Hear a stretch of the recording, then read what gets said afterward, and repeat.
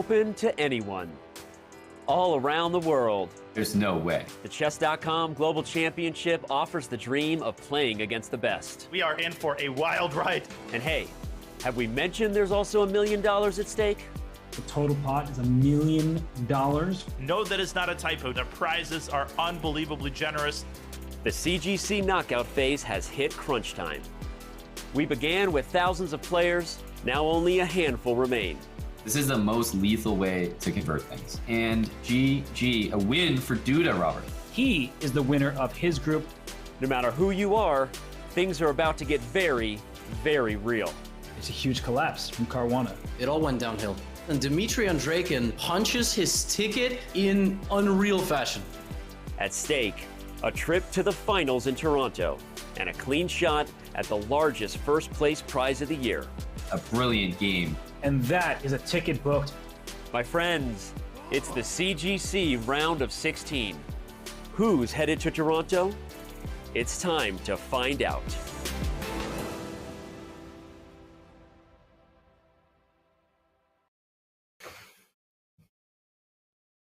Welcome, ladies and gentlemen, to the Chess.com Global Championship presented by Brave.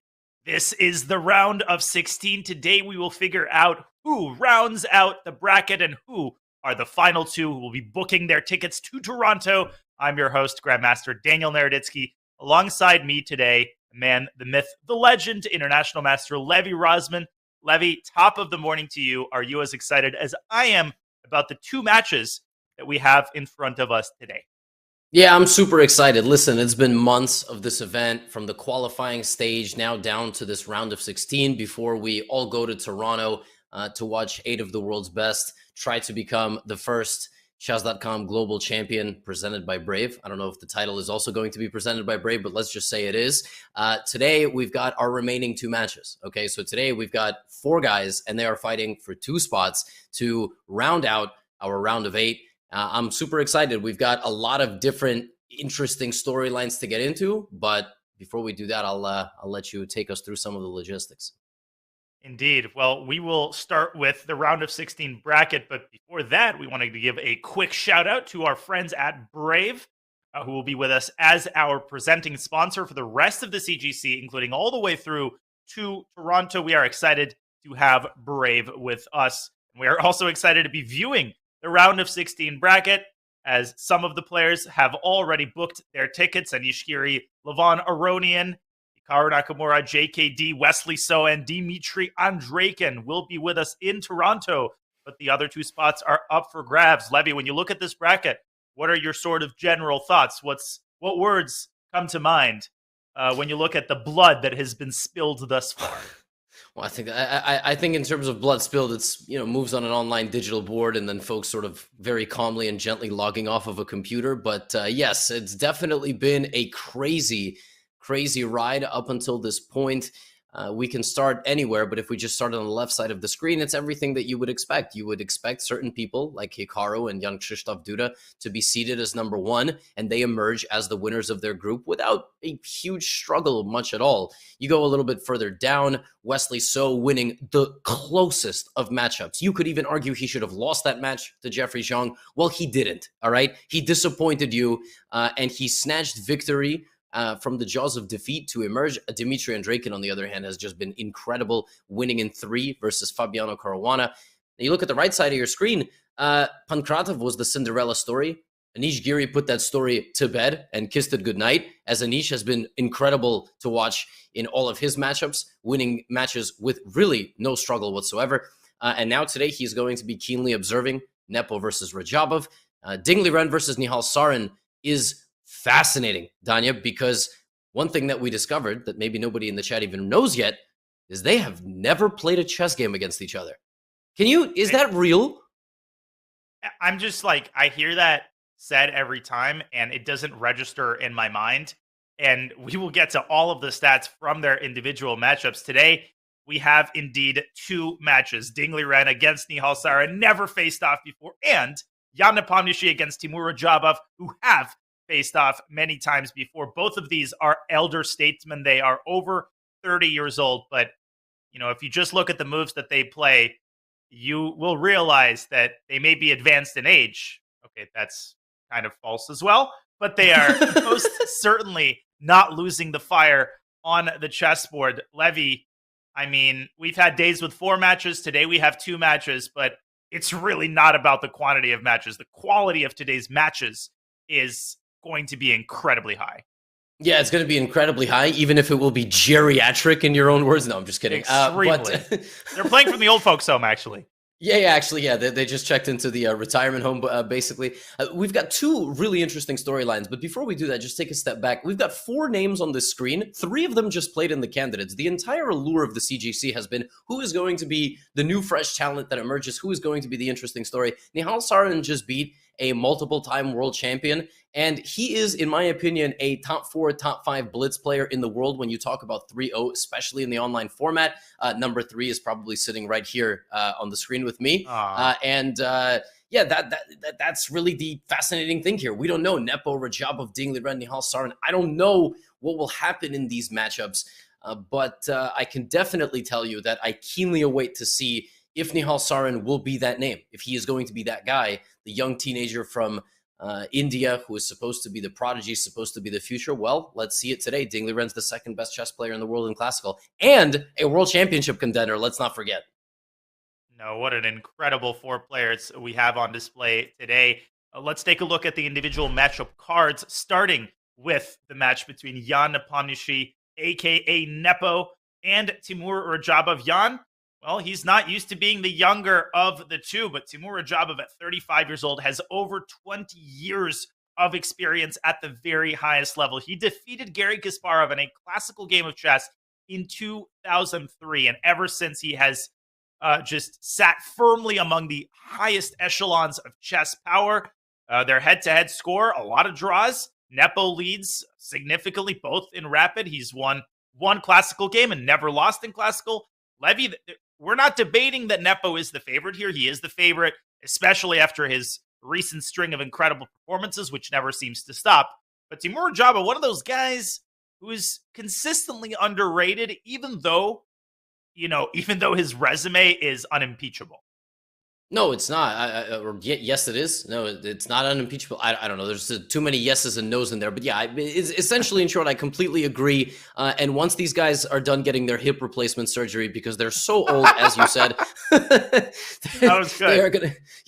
They're gonna. I'm sure they're going to bring their best chess today. Listen, Jan, I chose in our bracket preview several months ago to win this entire event. And to win this entire event, you have to win your group. To win your group, you have to beat Radjabov. The logic speaks for itself. I'm not picking a favorite in this matchup. I'm simply saying that one man right now, I think, is playing at just a slightly higher level, which is all you need at the top 10, top 5 of the world. And this is going to be a super close matchup. It might get decided with 4 combative draws and then an Armageddon. But this is what we came to see. Number 1 versus number 2. It literally doesn't get any closer than that. It does not. And the other matchup, well, you could argue that it's more lopsided as the Chinese number 1, Ren, faces Nihal Sarin. But anybody who has spent any amount of time in the online chess landscape, Levy, you pointed out that Nihal Sarin, definitely, I would say, top 5 3+0 players online. His performances in the JSCC, in the SCC, where he defeated the likes of Alexander Grishuk, they speak for themselves, and they do not happen by accident. And let's not pretend that Nihal Sarin is not an incredible over-the-board player, that his opening repertoire is not at a 2,700 level, because it most certainly is. He might not have crossed 2,700 FIDE just yet, but nobody wants to face Nihal Sarin in an important match. Do you agree with that sentiment? I think except maybe for Ren, right? I feel like some of these players, they're not afraid of their opposition. They're not afraid of the young guys. The most fascinating thing about this player card is have not played H2H. Like, they should have just put NA. There's no data available. And the craziest thing is they've never played Blitz and they've never played Bullet. If you do a search on chess.com between Nihal Sarin and Chef's House, which is Ren's username, it's literally nothing. They have never played, which is, that's so crazy. That's like, that doesn't happen. Name another top 50 matchup. Well, I don't know. Maybe there's going to be way more than we expect. But the fact that these guys have literally never played against each other, this is so fascinating. I have absolutely no clue what to expect. Will Ren just basically do the 2,800 level thing and just steamroll? Will Nihal Sarin put up a fight? He put up a crazy fight against Vladimir Kramnik. I don't know, man. I'm so glad we're here. I've got just I've got no expectations for this match. I'm just going to let the moves take us along this journey. I mean, it's going to be incredible. The community is pumped for these matches as well. They have assigned very clear favorites. The community has spoken. They think Ding Liren and Jan Nepomniachtchi are going to be the final two players who booked their tickets to Toronto. 96% Levy. That's a pretty drastic prediction. I get it. Jan is Jan. He is a very safe bet. Levy, I think he was your bet to win the entire event in our pre-CGC predictions. But, man, the crowd seems really confident that we won't have an upset today. I was trying to sneak Don't in some drink iced your coffee. no. Don't you dare! I saw what you were doing there. That's why I stopped talking. I was trying to get it in before we got back on screen. I saw the full screen. Anyway, I was trying to get a little sip of my iced coffee there. But listen, people think that Jan is going to win, right?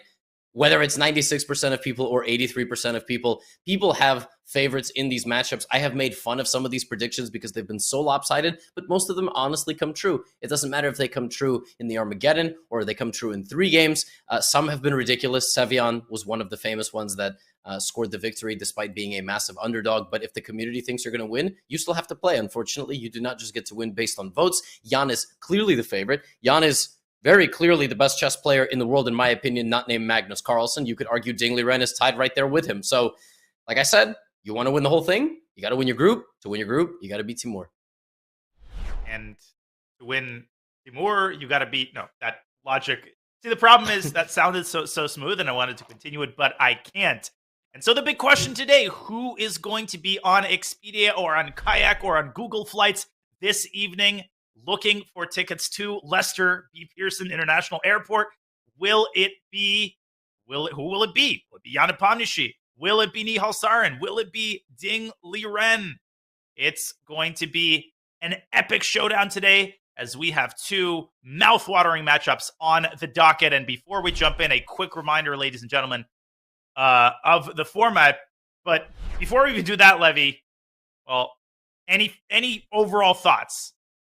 My thoughts are that the entire purpose of the Chess.com Global Championship presented by Brave, originally it was just Chess.com Global Championship from conceptualization, now presented by Brave, which obviously is going to be our sponsor to the end of the whole thing. We have been asking the question of who is going to be in the 8, right? Folks, if you got into chess in the last couple of years, or maybe you got into chess prior to that, you know that every event seemingly has the same names in it. Was the CGC going to be a continuation of that? Well, today we have a situation where 3 of 4 just played in the candidates. In fact, 2 of the 4 who are going to be playing today will be playing for the next World Chess Championship match. Will Nihal Sarin spoil the party of the elite chess players as they want to make a final 8 in Toronto? Or will they just assert their dominance, show their strength, and say, we are not ready to give up the old guard? That's what I'm expecting today. What do I expect from the matchup between Nihal versus Ding? I don't know. I'm going to be watching it as a commentator, but more than anything else, I'm going to be watching it as a chess fan. And I'm going to get all their autographs if we can in Toronto. Oh. And one more thing, how the hell did you know the name of the airport in Toronto by heart? Did you just book your tickets? No, I'm sort of an airport nerd. And when I was a kid, I really liked exploring different airports and what their codes were and what they were called. So I have actually known the Toronto airport name for years. It's one of the ones that I know. The extent of my nerdiness is getting revealed in case anybody had any doubts. Yeah, yeah. Well, you know what I used to do? So I used to be able to walk down the street, and if I saw the edge of a taillight of a car, I could tell you what car it was. Wow. So you're like my brother. Yeah. We're long lost brothers. Cars, airports, it's all the same anyway. The format, if you don't know what the format is, then where on earth have you been? But if you aren't joining us late, we wanted to remind you that this is a 4-game match. The time control, 15 minutes with a 2-second increment. The first to 2.5 wins. And in the event of a 2-2 tie, we have an Armageddon where Black receives draw odds. We've had so many Armageddons already, Levy. Everybody loves a good old school Armageddon. Are we going to get one today? Well, there's only one way to find out, isn't there? Yeah, there is only one way to find out. I'm definitely predicting an Armageddon in the match between Nepo and Timur. I feel like those styles very much cancel each other out. What were their head-to-heads in the candidates, by the way? Did they make 2 draws, or did Nepo win a game? Something I should have looked up. Yeah, I feel as though it was 2 draws, but obviously Timur did not win because Nepo hasn't lost a game of Classical. Actually, well, he didn't lose in that event. Yeah, it's going to be 4 rapid games. It obviously could be as short as 3. We've seen matchups here, even in the round of 16, decided in 3 rapid games, such as Levon beating Sevian or such as Andrejkin beating Caruana. But overall, as far as I'm concerned, the most interesting matchup, hands down, is Dingley Ren versus Nihal, simply for the fact that we have 2 elite players that have never played against each other. And I think you're precisely right. And I think those are the 2 things that I pointed out in preparation for the CGC. The 2 things I was looking forward to perhaps the most: generational matchups. Kramnik against Nihal. You know, Vishy Anand, who unfortunately didn't last very long and lost to a player from his generation in Pavel Pankratov, one of the incredible stories of the CGC. Pavel Pankratov is going to be remembered, even though he didn't quite manage to make it into the final 8. But the second thing, Levy, are matchups that have never been held before. We know that in top-level chess, the same people kind of play each other over and over again. It's always interesting, but we don't have enough inflow of slightly lower-rated juniors. That's why tournaments like the Olympiad, where you see unique matchups, and tournaments like the U.S. Championship that we're watching right now, is so interesting. It's not a secret. It's because you have new matches and you have the top guys facing people who are bloodthirsty, who are not afraid of them, and who are looking to show, Levy, that the top 10, isn't like this mystical Mount Olympus that you can't climb to. Right. That's exactly the case. And I think what's important and what's fascinating about chess here in 2022, almost 2023, is the fact that we've always quantified skill level in chess with ELO. So what your rating is what your strength is. That's not true anymore. That's literally complete nonsense now. We have players who are separated by 150 points who are the same level. We have players who are separated by 150 points. One might be better than the other. One side just might not have an opportunity to play as many games, and one might be hungrier than the other. All right, one might study more than the other. That's just the way it goes. In fact, we're seeing in Classical now, some of the old guard, some of the former number 2, number 3, number 4 players are down to 15 and 16.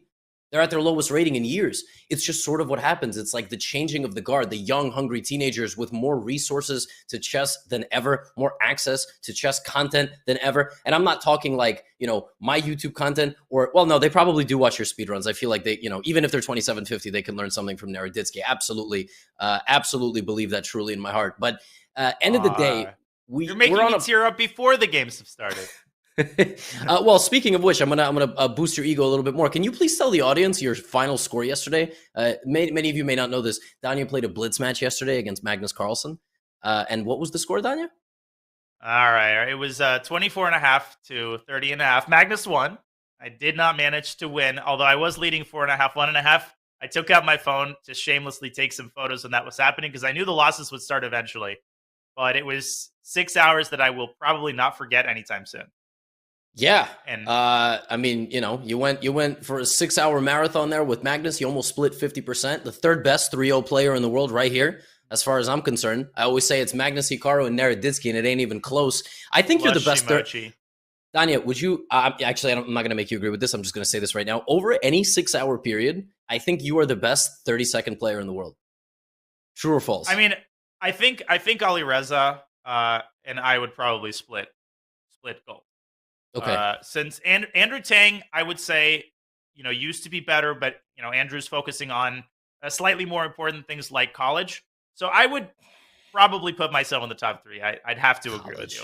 As much as I hate it, I know, like, what? Come on. You're not playing 30-second chess all day? What a loser. Dude, I mean, 30-second, really, it is one of these things that even with consistency, you improve. I mean, it sounds ridiculous, but I remember back in the day, I would just for fun grind an hour or two of 30-second or bullet, and you just, you get rock solid at it. You get super sharp at it. You don't do it for a while. You come back, your hand is slow, your brain is slow, everything is slow.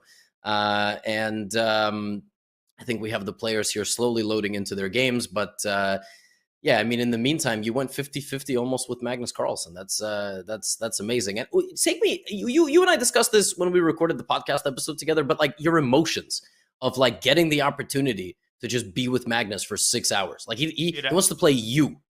What does that feel like? I know a lot of people are just, oh, you're fanboying, you're simping. Like, yes and yes, because this is Magnus Carlsen, the greatest player who's ever lived. So when you hear that accept sound, that chess.com click when somebody accepts your challenge, I was watching Hikaru's stream, so I assumed somebody had accepted a blitz match against him. And I see, okay, Magnus Carlsen is black, Daniel Naroditsky is white. It takes a second just to register that you are actually playing him. He just accepted a challenge.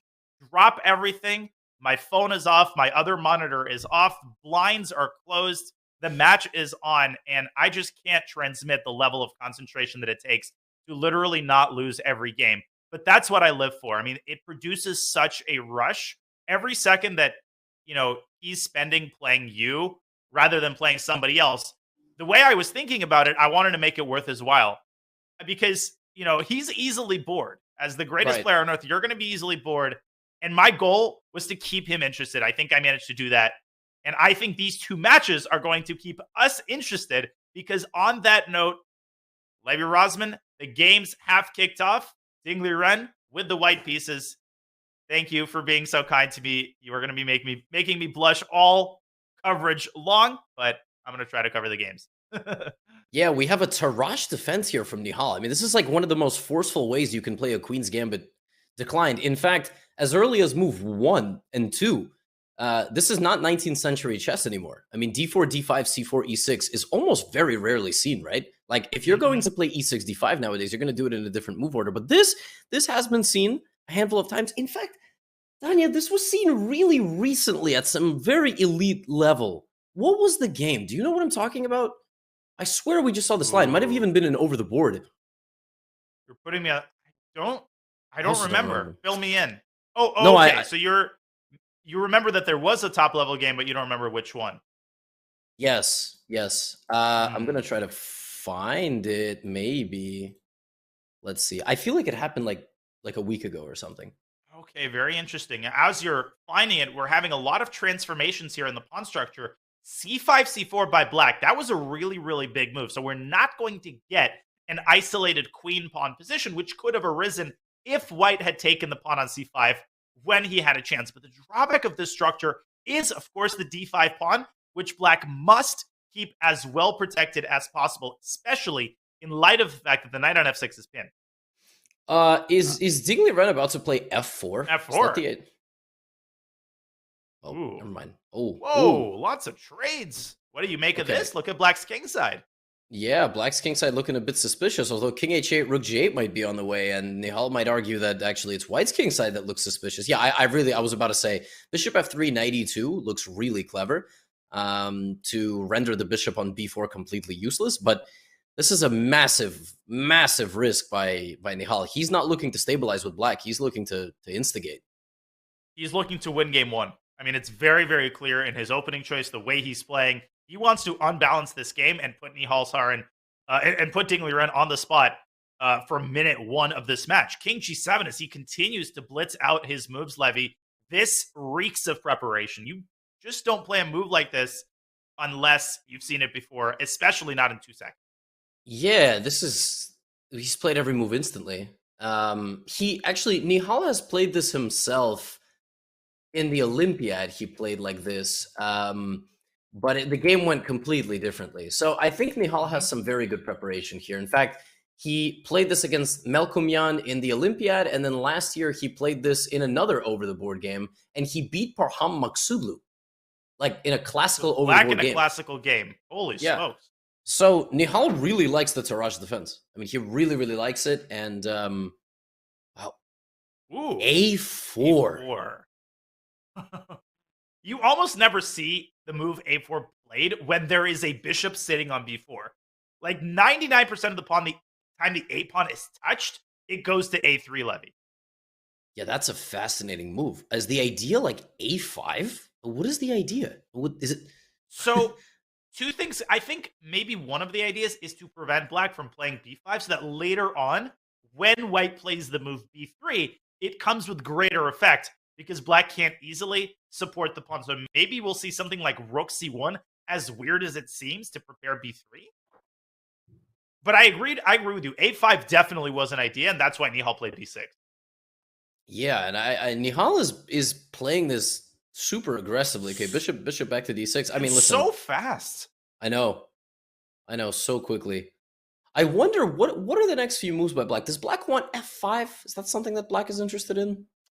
Yeah, I'm trying to figure that out as well. F5 does hem in the bishop, and I'm partial to this idea of playing rook g8, dropping the king back, and then maybe later down the line having bishop h3 or bishop g4 ideas. Kingside attack along the g file has got to be one of black's main ideas. I mean, why otherwise did you accept the ruin of your own kingside pawn structure? So I'm leaning towards saying no on the f5 front, which is probably why Nihal is going to play f5 on the next one. Is there b3 here? Or is there no b3 because there's c3, and if knight c3 there's bishop h2? Ooh, I don't know. Let me show that on the analysis board. That's a cool line. I think Ding is going to play b3. So c3, very creative idea. Knight c3, whoop, bishop takes h2. But yeah, I just don't think it's off good. The knight. Yeah, the problem is, okay, beautiful tactic, very nice, but you're still stuck with the damaged structure. And when you have a damaged structure, most piece trades are going to be in white's favor here because the king on h2 is now feeling phenomenal. So what is Nihal's idea after b3? Levy, maybe he just wants to play rook a c8 to support the pawn. Mm-hmm. Takes. Makes sense. But okay, indeed. Yeah, and speaking of but okay, I believe that we have the opening moves, or just about to get underway in the Nepo versus Radjabov matchup. I think all players are already there. Maybe we can pop on over. Let's pop on over.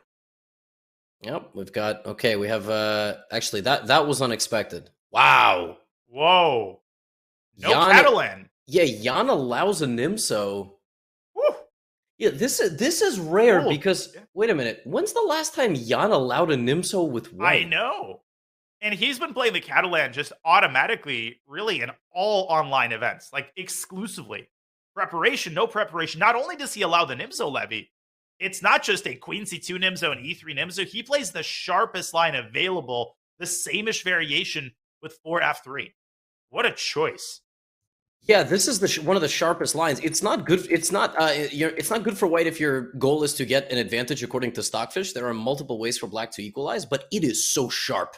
And with modern day technology, sorry, go on. Yeah, no. I'm with you. I was about to say with modern day technology, you can instigate with black, but like as you see, even what was the move there? Like what did the computer hate about that move? So bishop f4 definitely is the move. And I wasn't just parodying the eval bar, I promise. Bishop f4 is just very rare in this position. The move, let's bring up an analysis board here real fast. Timur reacted too quickly because it appears that after ED-CD, what is the drawback of the bishop on f4? Knight coming to h5. Why is that so dangerous, you might ask? Bishop comes back to e3. Is it because of queen h4 check? No. The bishop dropped back to f2. It's because of f5.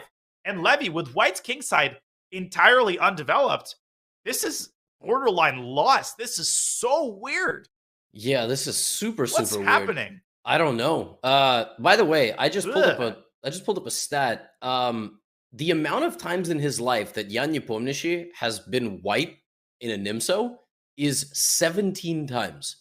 That's it. And before 2020, it had happened twice in 2017, and then before that it was 2013, and then back then you're talking 2009, 2008, 2007. So he never does this. He never play, and I mean in terms of F3 Nimso, I would probably argue never. And you know what he's thinking right about now? Why exactly didn't I play the Catalan? Because Timur might not have found the best move, but he has managed to open up the center. You can see the eval bar is absolutely not buying the placement of the bishop on f4, Levy. I mean, that's the drawback of the f3 nim. So you're creating major weaknesses on the king side. And so you need to accelerate your king side development. And I think Nepo just prioritized the wrong thing. He's got the wrong bishop developed. I mean, certainly this must be planned. Like he must have come to the game ready to play this, right? I don't know. For Nepo to be spending this long is a sign that things have gone, Mayday, Mayday. Bishop d3, now he starts developing. I mean, I really wonder, like, can Black start? Yeah, that's the first move I'm thinking about. Probably doesn't work. Still knight h5 and f5 looks very good. Yeah. Yeah, seriously. I also don't know. Oh, this is weird stuff. I don't know what's going on here. This is not what I expected. But I know, and just the speed with which he played bishop f4 indicates that it was prep. I think Nepo is beginning to climb out of this. If he can manage to castle, if he can manage to secure the c4 pawn, I think he's going to be fine. But still, definitely an opening scare, and definitely an opening I don't think he's going to be repeating. Yeah, probably not. I think this was a calculated risk. I think he was like, I'm going to take a lot of risk in game one. And Timur would, like, if given an opportunity to blow up the position or slowly squeeze it, Timur's going to slowly squeeze it, right? Like, Nepo will blow up a position if he thinks that he is in a driver's seat. And I think that's sort of the game plan here. I think it's to make a mess and then consolidate the mess and then win, which is really interesting, right? He's basically saying it might be minus 0.8, 0.9, but Timur is not going to go crazy trying to attack me. He's probably going to try to like play slow improving moves and kind of get a positional grind. Well, there's knight h5. So we may have an answer very soon. Now, insofar as you can talk about, these top players having a weakness, for Timur, you're absolutely right. The area of the game where he feels less comfortable is in chaotic positions, and that is precisely where Nepo thrives. So the game plan makes sense. The way he's gone about achieving this game plan doesn't make as much sense to me. And Timur turned a lot of heads when he defeated Ding in 20 moves at the candidates. Timur was able to show that he's not just going to shy away from tactical positions out of principle. He might take a little bit longer than the average super GM, but he's not going to, trade queens at all costs or shy away from a direct attack against his opponent's king. And I think he's showing that in the way that he's playing here. Knight f6 to h5. His intentions are pretty violent here. Yep, they are pretty violent. f5 and queen h4 are on the way. I mean, Timur made as many improving moves as possible, and he basically ran out of them. The next thing that he had to do was get his knight involved on the h5 square. I really wonder what happened in this game. Like, what when Jan played this opening very quickly, what was he expecting compared to what he got now? I don't know, because I spent like 10 hours last year studying the f3 Nimso with white, and it was just a total knife's edge of a position. If you even at some moments get out of prep in this opening and don't do the right thing, you're just worse. So for Jan to deliberately go for something the computer didn't give a blessing to, that's fine. Players do that sometimes if the position is practically difficult. But Danya, you said it. This doesn't look that difficult practically for Black. No, listen, I think he confused the line. Bishop c1 to f4 on move 7. It's not a move. The move in that position is bishop d3. You want to develop your king side as a matter of top priority, precisely because of what we're seeing now, where White's position is riddled with holes.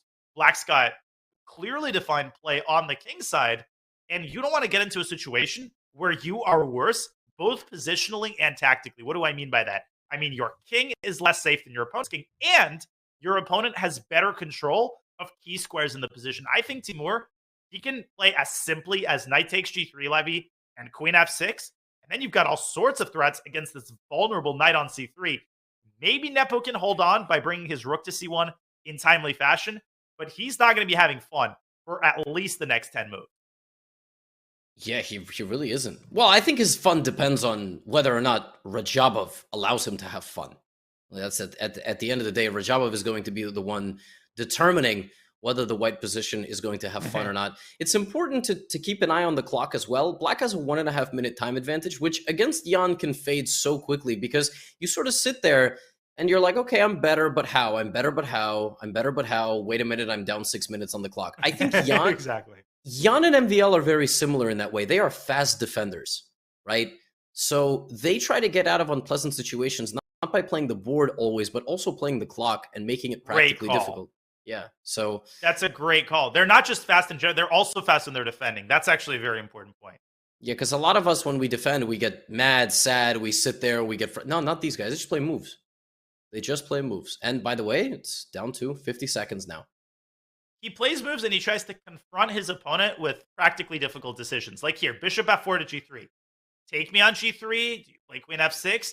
Do you play on the king side? Or do you maybe strike on the queen side with a Benko Gambit style idea? You often see black playing b7, b5, and c5, c4 in these positions, especially given that this idea won't be as attractive after white castles kingside, because then the knight will be able to take on b5. Jan Nepomniachtchi has just left the building. Oh, yep, he's back. He's gone. There he is. He's like, man, that position was so bad. I'm out. You know, I'm leaving. Yeah, I can't bear to look at this. So as Timur is deciding on his next course of action, you think this is a good time maybe to check back into our other match? Yes. Let's check back in. Let's take a look at Ding Liren versus Nihal Sarin.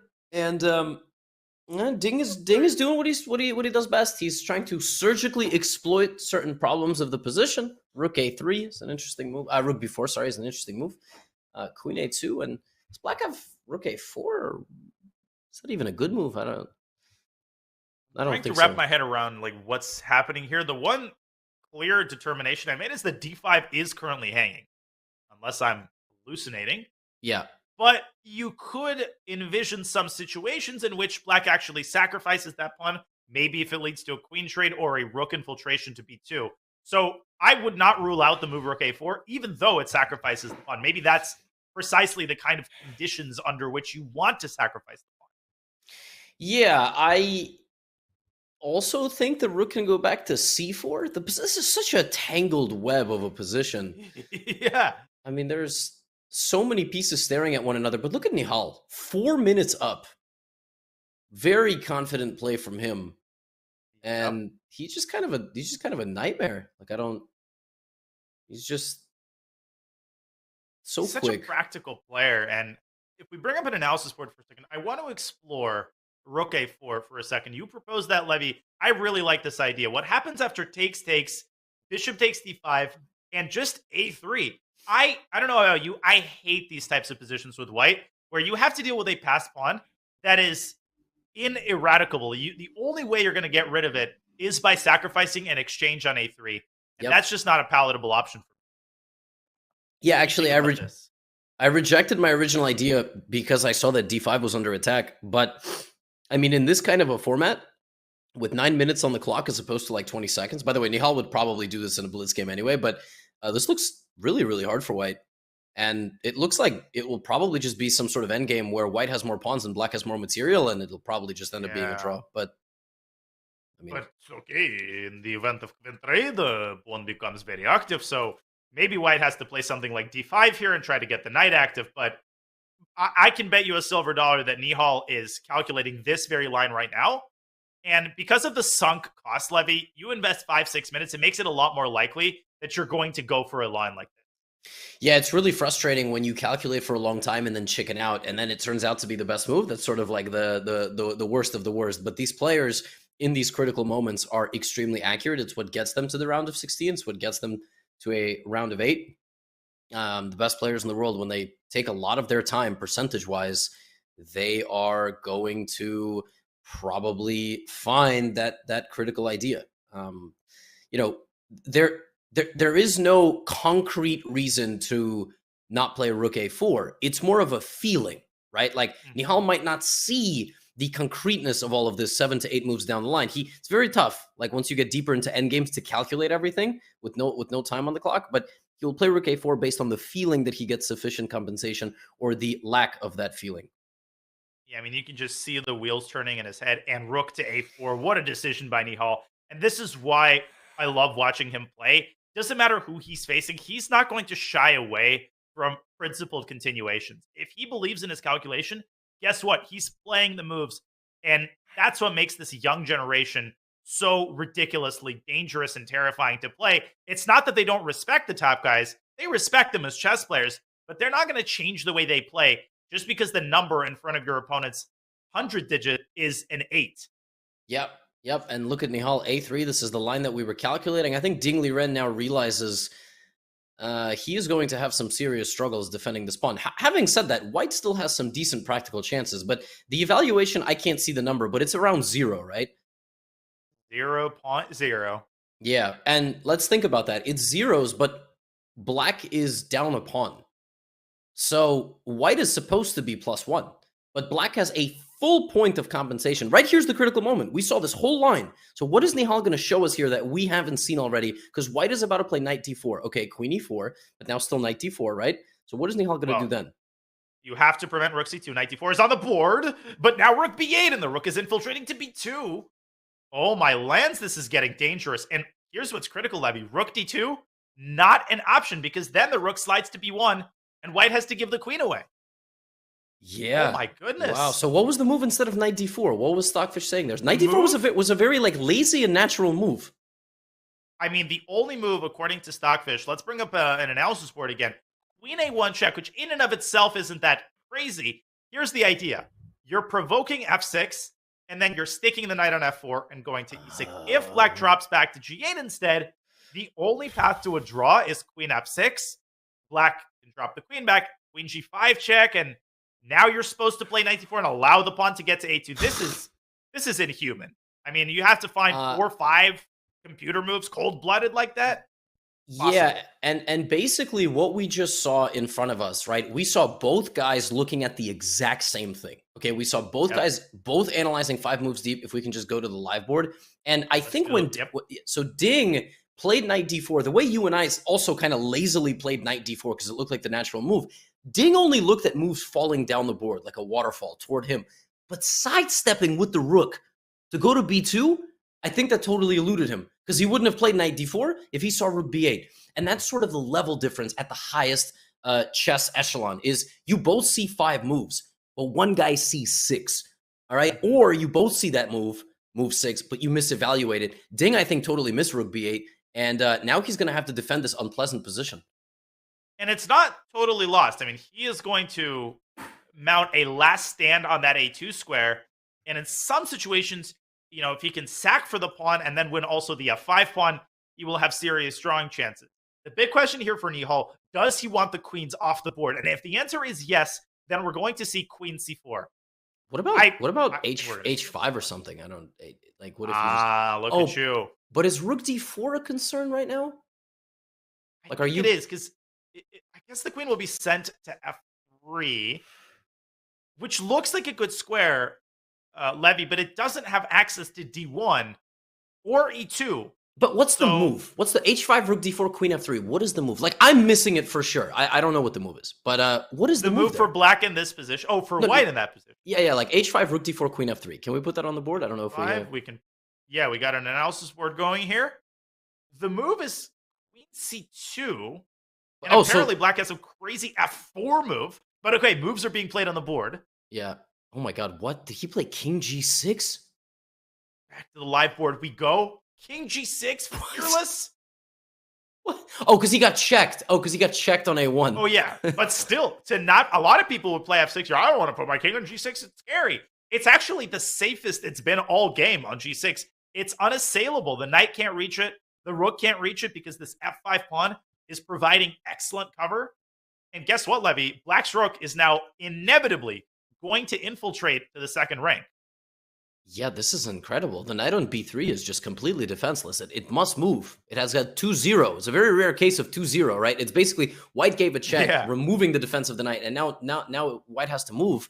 The crazy thing is, if that black h7 pawn gets to h4, white is now under severe danger. Right now, it's just monitoring the situation. But once the pawn is on h4 and the defense is getting removed from the white king's sort of been abandoned, by the way. It's only pawns. Like, the white king just has bricks protecting the house that he lives in. Okay, every other piece is on the other side of the board. So h5, h4 is going to be on the way. That house might get knocked down. And I love how the black king's just like out in the open, just like not a care in the world.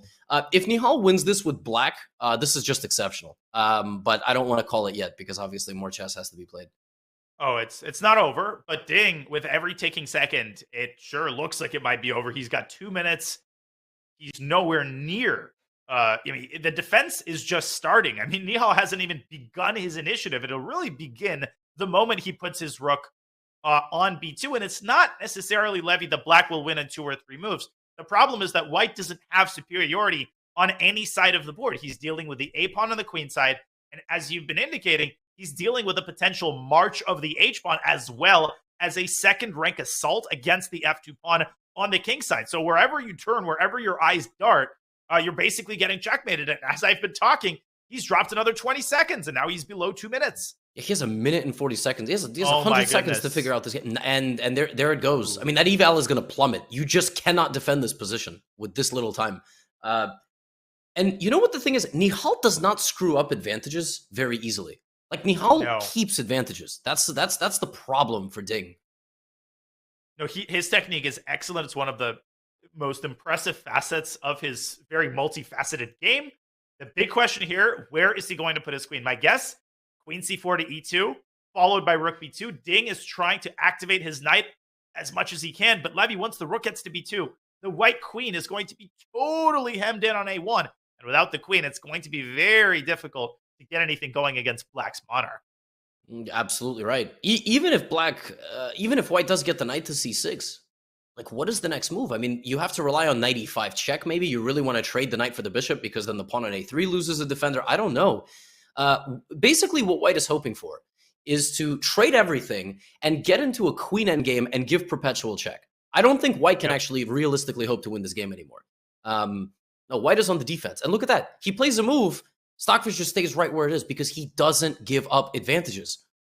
Best move, queen e2. It's actually the only move to keep a +3 advantage, and Ding's clock continues to tick down. Now Why? rook e2 is unstoppable. What was the difference between queen c2 and queen e2? So the difference, I think queen c2 may be allowed in certain positions the knight to drop back to d4 with tempo. I'm spitballing. I actually have no idea. Maybe it has to do with the fact that the queen has easy access to f3, so that later on, it's easier to deliver a lobster pincer mate. I'm not sure. I just think it's the optimal placement in terms of being invulnerable and maximizing its activity. And now there's queen takes e1 and a2. Oh my goodness. Oh my lands. That's not It even wins that on hard. the spot. That's not even that hard to calculate. Like, It's not that hard to find because you just see it. Yeah, you're like, well, he's attacking my queen. Well, what if I take? Right? Like, what if I take should go through your head even without the pawn on a3, and you should discard it in 0.1 seconds because the queen is defending it, okay? Because you just need to look at what you can capture. But in this case, you have a pawn there, and it's going to go to a2 and rook b1. Nihal is looking at the ceiling not because he likes what's on his ceiling. He likes the fact that he can sack his queen for the rook. You never know. Maybe he's got a copy of the Sistine Chapel on his ceiling. And queen takes e1 is sensational from Nihal Sarin. The pawn has reached a2, and it's total domination. The rook is getting to b1, and at best, white can do something like knight b3. No, I think this is over. I don't understand how you stop. And he's resigned. Oh my goodness. And he's resigned. Oh my goodness. That was one of the most dominant displays that we have seen in this round of 16, winning with black in 20 or so moves. That was unbelievable from Nihal Sarin. My mouth is literally open. To defeat Ding Liren like this, with that level of opening preparation, getting a structure that he knows, amazing. But don't breathe, because we got to switch to the other game. I think Jan Neponishy's position is falling apart. Breaking news, ladies and gentlemen. Timur Radjabov is trying to take a page out of Nihal Sarin's book right now. Wait, a few moves ago, was there rook takes on e2? Is that what basically happened? There was. Yeah. Oh my God, look at Timur's play. b5, d5, open the files. Wow. Man. Wow. This is like... Bam! This is like if Nepo was... It's like if colors were reversed. I mean, Timur is playing in the way that had he had that in his toolbox, he would be unstoppable, right? Like, he's turning the clock back a little bit. To hell with solidity. Let's just blow open the position. I literally just said this 10 minutes ago, and that is sort of what you said. That's what everybody says. Timur is very solid. But in this game, he's not showing any of that. He's just trying to win at all costs. Yeah, solid. Who said anything about solid, says Timur. Bishop coming back to d4. Levy, right now there is a mate threat, bishop d4 and queen h6. Can we even talk about a potential comeback here for Jan? Right now, I don't even know how he avoids essentially having to give up a rook for the bishop, which is going to be an immediate death sentence. Yeah, I mean, +2 seems like an underestimation of anything. Yeah, I don't. How on earth is this +2? Like, can you play Rookie 1 and threaten back rank mate yourself to kill some time? Oh, he's just No, gonna do it. that's the right move. You have to play Rook takes E3 and Rook D1. Great practical chance for Nepo, by the way.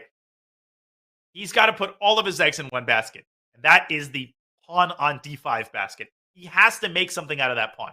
Right. So basically, the way Timur has played this is he has sacrificed multiple pawns, and now Nepo's going to try to use that to his advantage. And probably this will no longer be decided by an attack on the king, but rather some sort of long-term endgame. If Nepo saves this game, it's going to be such a psychological loss for Radjabov. I mean, it's like as bad as losing. And that's a minefield, right? That's a very unpleasant situation to be in, where now all of a sudden you basically have to win, or else you're going to be incredibly mad at yourself.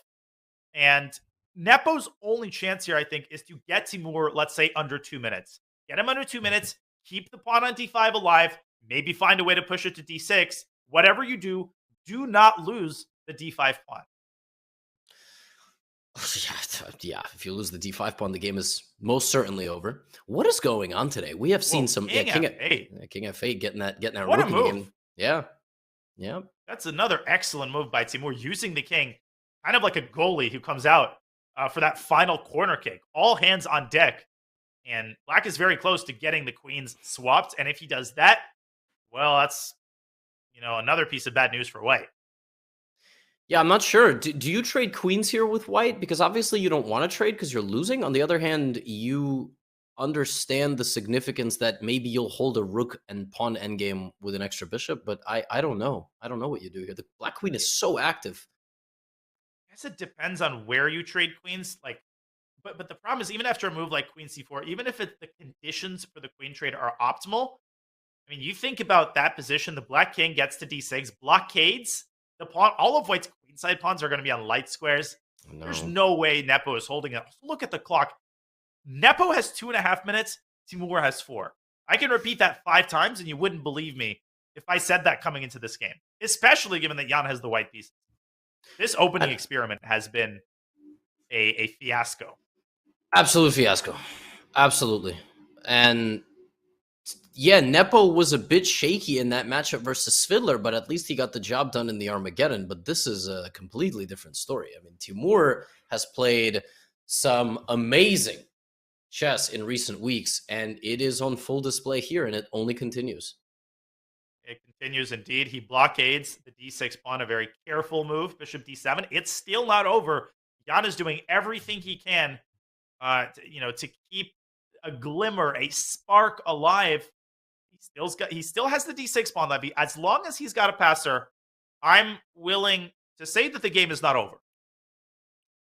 I don't know. You're like, it's kind of over. I kind of feel like it might be over. Yeah, I'm not exactly sure how you're going to get yourself out of this situation. But the thing is, in chess, you don't just get the winning position and win. You actually have to take it all the way down, and maybe a rook e5, maybe a rook e6 to try to get the rook to the h file, attacking the white king. I mean, Nepo's just chucking pawns now, trying to push the rest of the pieces through. So I think you snag. I think it's time to eat. I think you take on b5 because d7 is not to be feared. Rook d8, and the only effect of that is that White accelerates the defeat by losing the pawn faster. I think Timur, no, he goes for Levy Rosman's idea.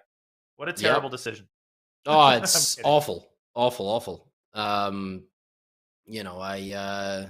always say when the players take my ideas, maybe not a good thing. Although in this case, computer seems to like it. And also there are various opportunities like queen e5 check to try to win the pawn on d6. In fact, queen e5 right now, what is F4? F4? Only move, I think. Okay, then you could play something. If you want to trade queens, you can play queen e3 there. I think that's really what Jan is going to rely on. He's going to rely on like an incorrect decision to simplify, and I think White will chuck a couple pawns to win the c5 pawn. White will try to play rook d5, rook c5, at which point White has a very small chance of saving this game. Microscope. Oh, Danya. Clock. What's going on? Clock. 2 minutes. What did I say? When he's under 2 minutes, that's when he starts biting his shirt. And all you need is that little glimmer of anxiety, am I starting to screw this up? Am I giving my opponent unnecessary chances? G5. Okay, G5. What a classy move. Just totally freezing all of White's kingside pawns, preventing F4. I still think Timur has this under control. Now he's got to try to stay over 1 minute. Yeah, 1 minute is more than enough with a 2-second bonus. In a scramble of an endgame, White has chances. Okay, Jan, yeah, this is like full tilt. Jan's lost hope. Yeah, Queen E5, Rook takes D6, 0-1. Yeah, and I don't know what... Okay, play it. Yeah, there's nothing here. Also, Jan... Sorry, go on. I was going to say after Queen E5, Queen G3. I'm just trying to tell everybody there's Rook H6, right? So that's sort of the idea. That's a very important detail, by the way. That would precisely be the kind of wrong simplification, because White could get the Rook to D5. Also, note that Queen takes B3 was a total possibility. A4, as you said, is a complete tilt. It's just frustration. Yeah, you can sort of tell by the amount of times that Jan has sort of like made a face with his eyes and his lips that he's kind of at the end of his patience for this position, and yeah, he's certainly unhappy. And it was an experiment, and it certainly didn't pay off. Now, I don't know. I don't know why it went this bad to begin with. He made a very deliberate attempt to play one of the sharpest lines of the Nimzo Indian, and you're saying he might have even misplayed it to get to this situation. Well, Bishop F4, I will stand by my claim. That was a terrible move. It was some sort of miscalculation, confusion. I don't know what it stemmed from, but that was not the move, and it wasn't one of those moves. This is what's so important. Not one of those moves, oh, the computer doesn't approve of it, but it's practically interesting. Practically, it's just terrible. And look at this. Rook D1 and Queen E1 is going to be check and mate after the king moves, or White can choose to lose this queen. With check, choose your pick. Nepo chooses a third option as he throws in the towel. What a tour de force, Levy. This is shades of Radjabov's win over Ding. That's what this reminds me of. Yeah, this is moves. Yeah, this is Radjabov saying, stop describing me as a solid player. Stop describing what you think is potentially a flaw of my game. I am more than capable of winning games in a multitude of different styles. And really, I think the thing is, if you underestimate Radjabov's dynamic skills, dynamic abilities, and you play some kind of absurd opening against him, he will punish you to the depths of absolute defeat. The craziest part about this round is we just saw two absolutely dominant start-to-finish victories by Black, not just by Black, but by the players in the match who were not given a chance in the community vote.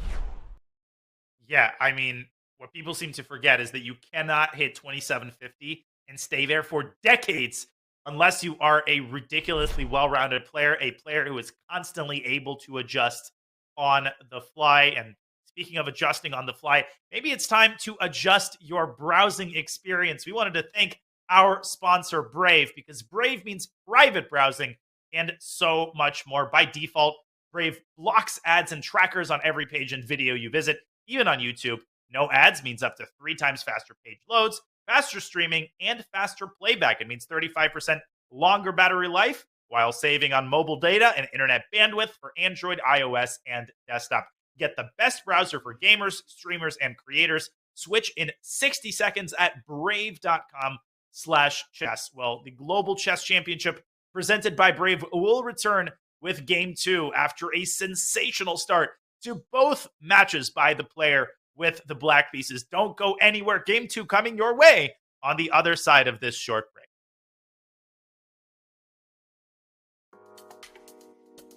Run for my life. Okay. What's up, man? Hey, just solving some puzzles. Get my coffee. Oh, shoot. Oh, shoot. Which one is that? Is that our new one? Yeah. I can't get this one, man. Oh, shoot.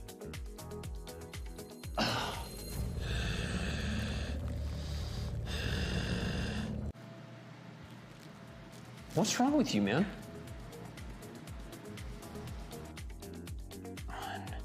Oh, this is hard. You sure you're feeling okay? 1. Got it. Ah, shoot.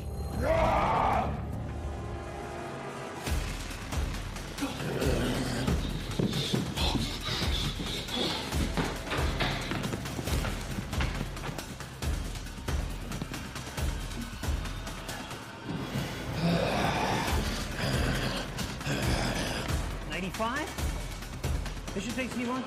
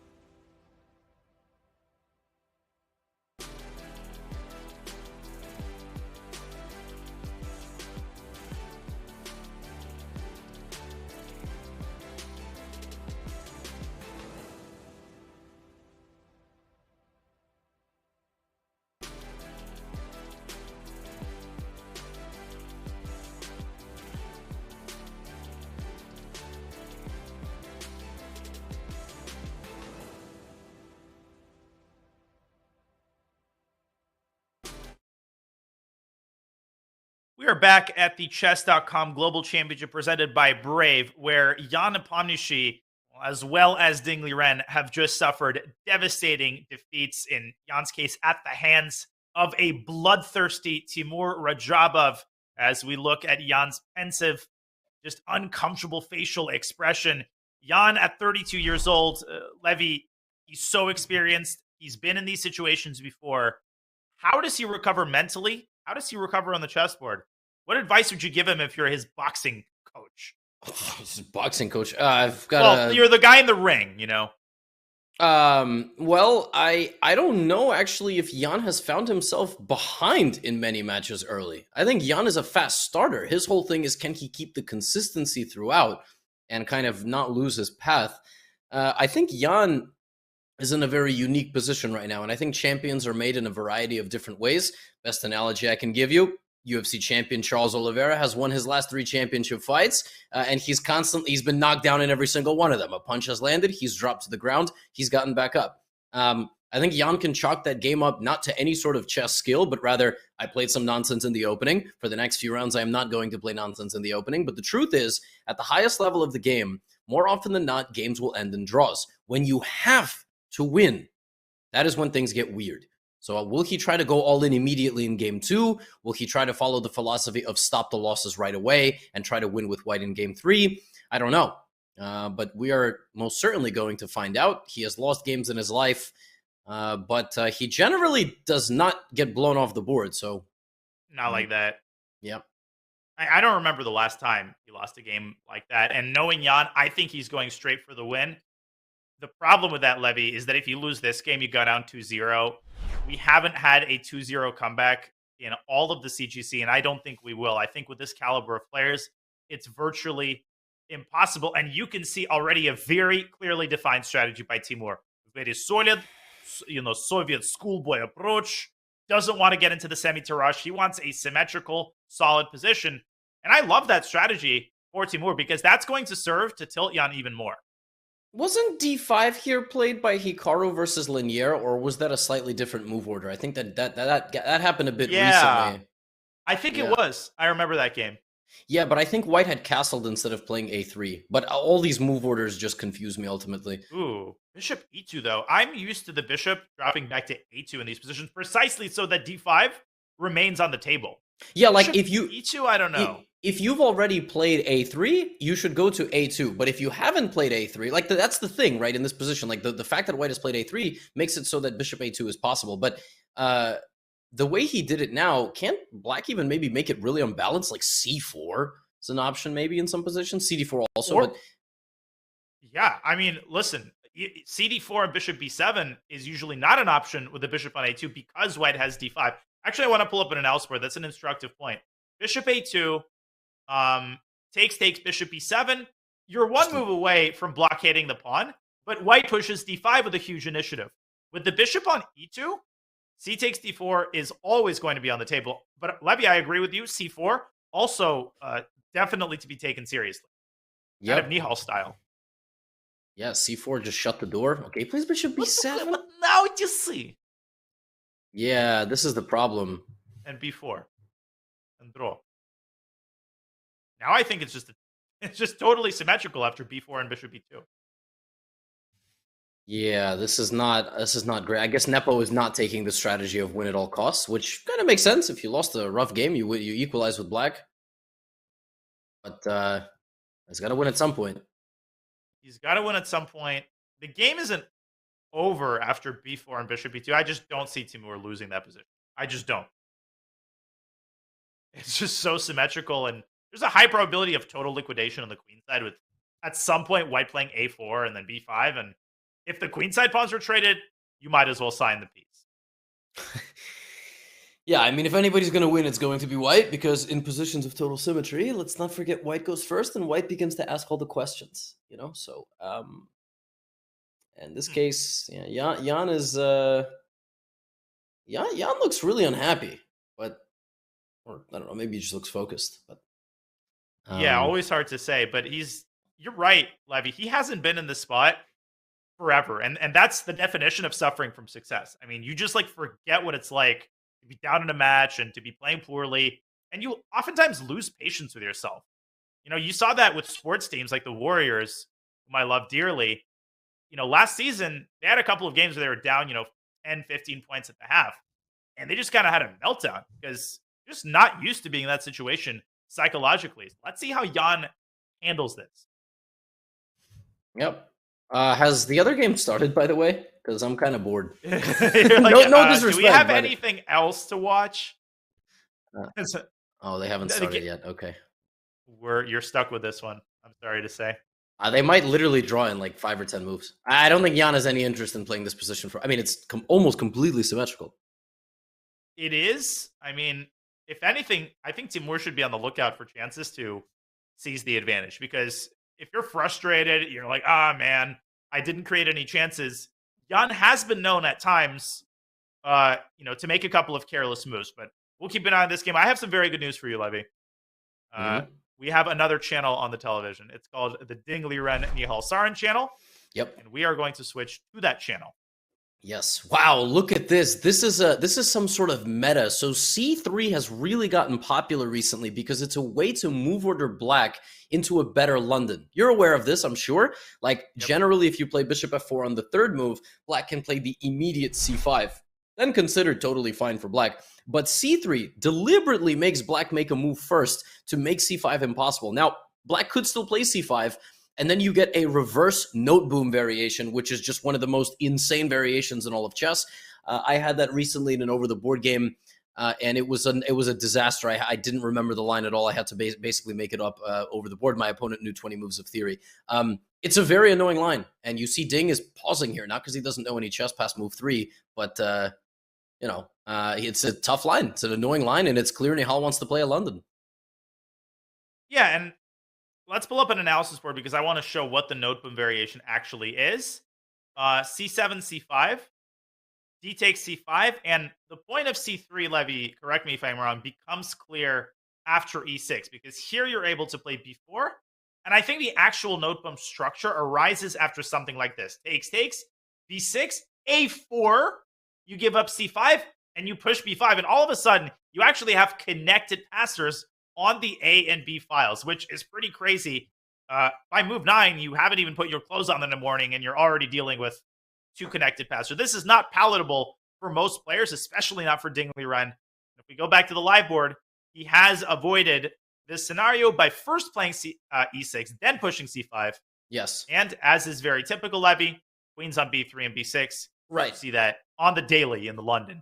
Yes, but the benefit now is that Nihal has forced Ding into playing a certain setup, right? He's forced Ding into playing just one of the variations of the London, where these queens meet on the B file. Nobody wants to capture the other queen because the A file is going to open for the rook. And Ding has already played a massive sideline. He's played bishop D7, which like I've never seen before, for example. I mean, everything in the London is like 0.2 for white, right? This is no exception. And the knight on B8 hasn't even moved. So Yeah. Bishop E2, yeah, this is just a London. Like at some point, Nihal will probably play H3, castle, knight E5, one of these 3 moves. This is so London-y. It's just like, London to its core, you know? If you want to position, if you're playing Pictionary or something, or you're trying to send Martians a universally understandable signal of what the London is, I would just give this position.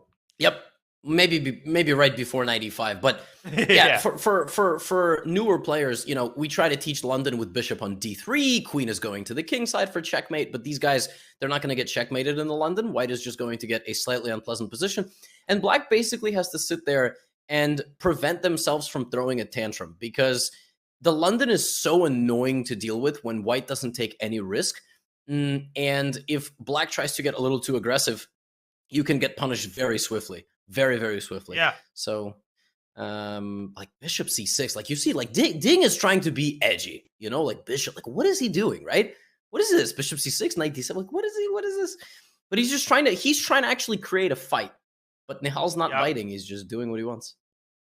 Nihal isn't biting, and just look at how solid White's position is. I could stare at this for ages. As much as I've badmouthed the London on my stream, most of it is playful. The London is a tremendously sound opening. It's an opening that's so difficult to crack, and it's the perfect thing to play when you're up by 1 in a match, let alone the fact that Nihal plays it most of the time. It's one of his main weapons, and he very much plays it for a win. But the position is still undefined, Levy. We could get an endgame.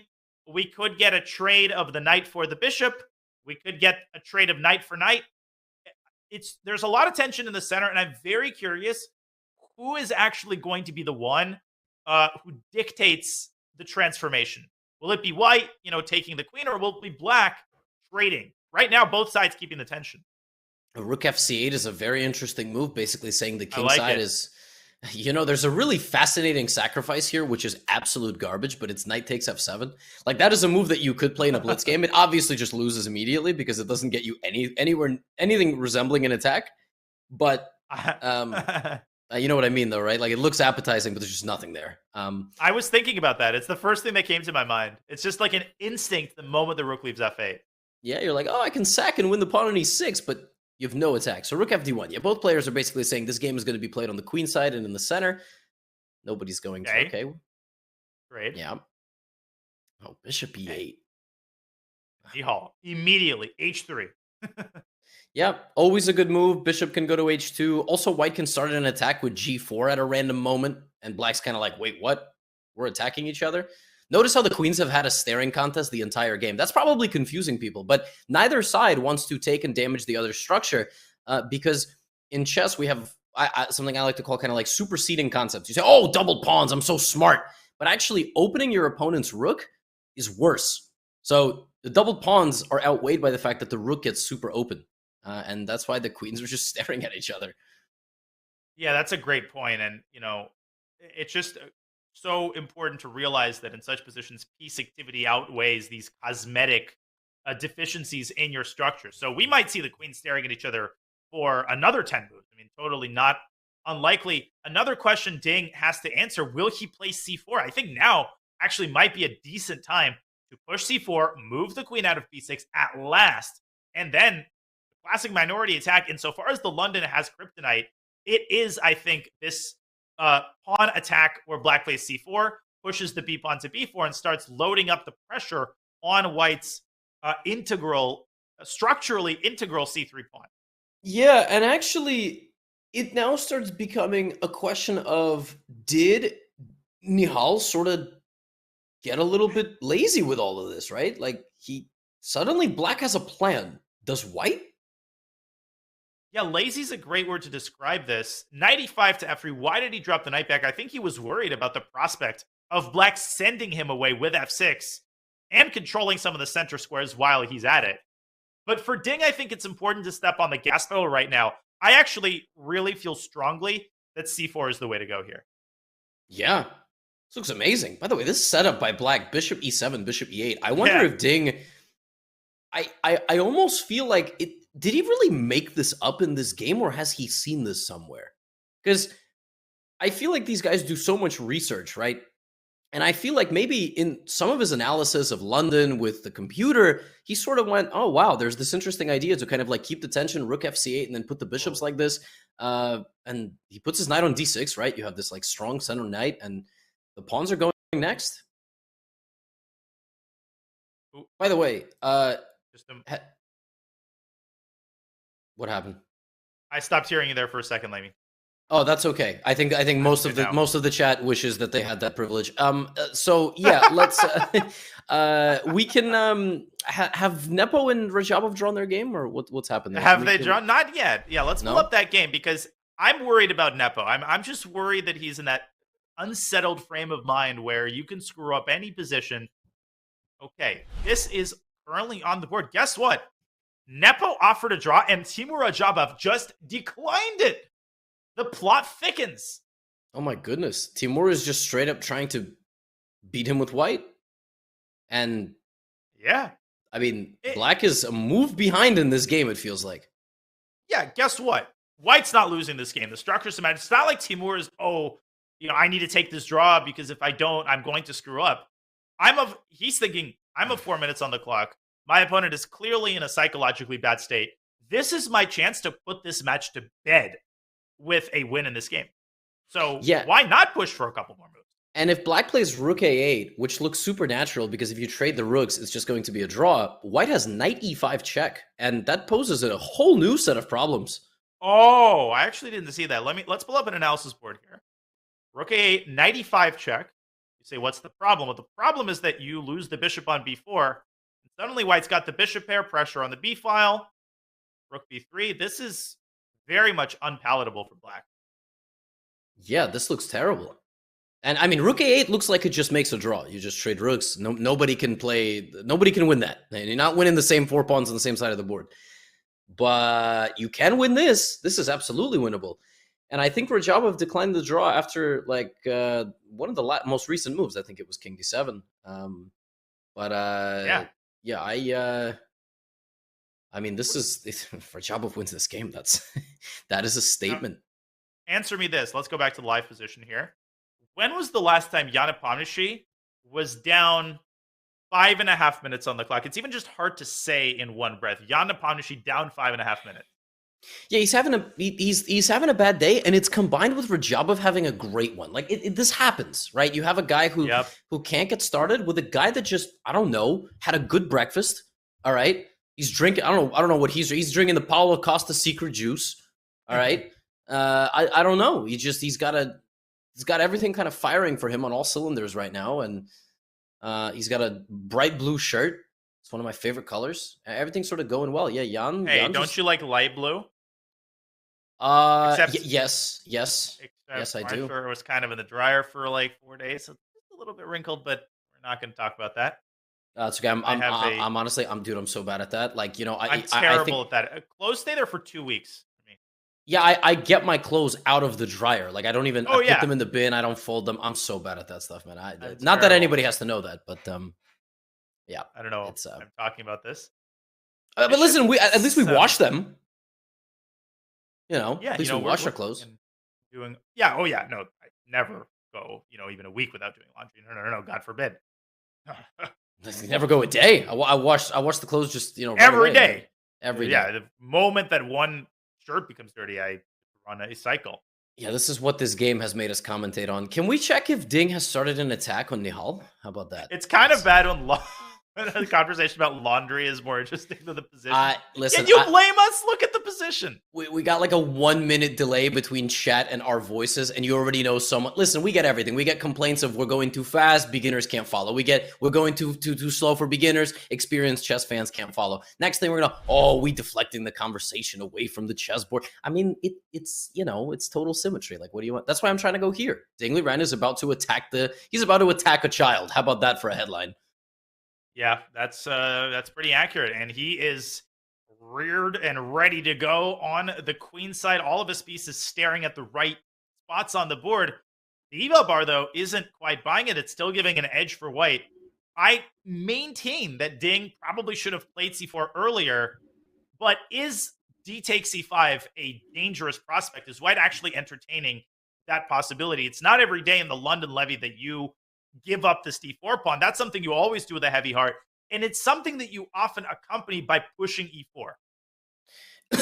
Yeah, DC. Oh, goodness, I got so excited to. You can't even say it without coughing. I know. I'm just so pumped about the center pawn break. Yeah, DC5 is one of these moves where if black has to recapture with a piece that can be a target, then it's good for white. And that oftentimes happens if you have to take with a queen or a rook.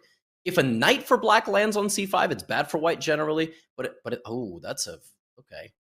That's setting up maybe dc5 and some various b4s, but actually not really, but it's setting up dc. Yeah, exactly. I don't know. But that's probably the plan, right? DC e4, try to blow the center open, or take on d6 and then e4, something like that. Yeah. The way I describe Nihal's play in this game is casual. And that's not necessarily a bad thing. Like, I don't think he's trying to involve himself too deeply with variations. What I think he's telling himself is, okay, in most of these positions, there's going to be 3 or 4 moves that are going to be approximately equivalent to each other. I'm not going to get too low on time, and I'm going to choose one of them intuitively. I think the strategy has worked pretty decently. Ding has decided to trade on d4, and I've always enjoyed these types of structures for white. I don't know about you. Yeah, this is a exchange Caro-Kann pawn structure with one of the strangest. It's like basically the player started the game e4, c6, d4, d5, takes, and then said, remove your back rank of pieces and put them wherever you want.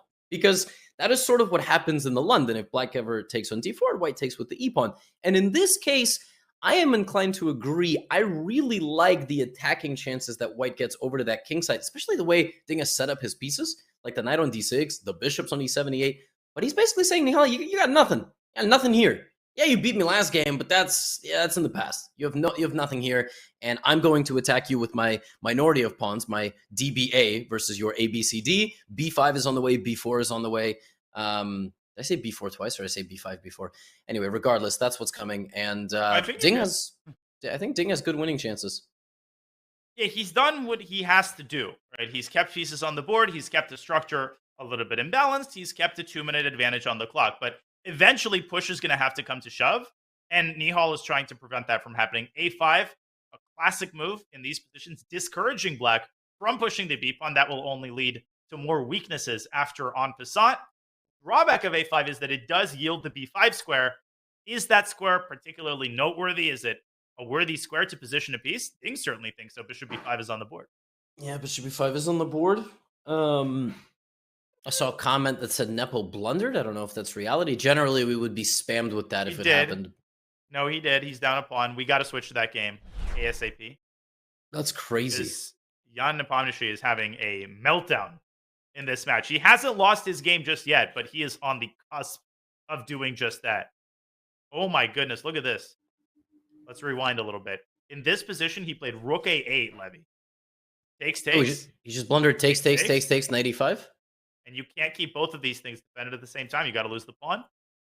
And he's down to 2 minutes and 50 seconds. He's down 6 minutes on the clock. Oh my gosh. Holy smokes. This is a blowout. Yeah, I'm like, I mean, I'm just completely shocked. This is crazy.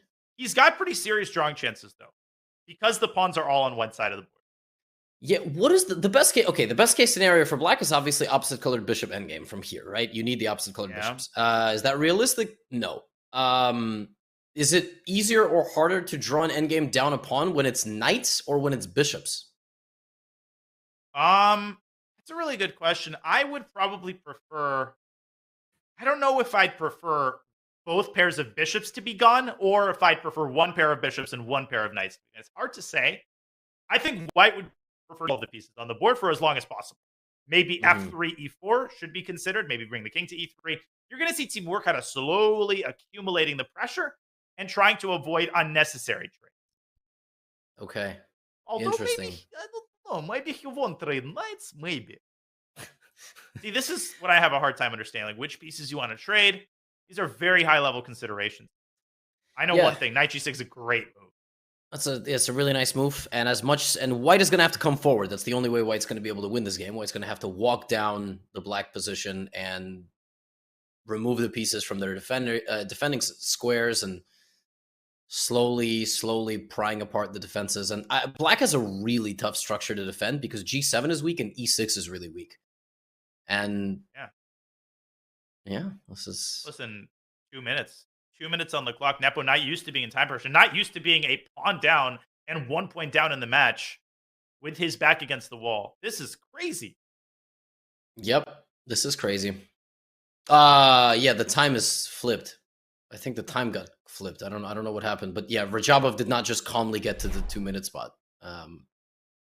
Sometimes that happens. Anyway, as you can see there, it's Jan who has 2 minutes, and it's Jan who is defending the position. Still got chances if he doesn't tilt. Yeah, he has chances because, again, for the manyth time, if I can use that word, black is worse, but white's got to go forward. White has the chance to make the mistake or the inaccuracy. Yeah, the position's not going to win itself. The problem that white faces is that every trade of pawns tears a little bit out of white's heart.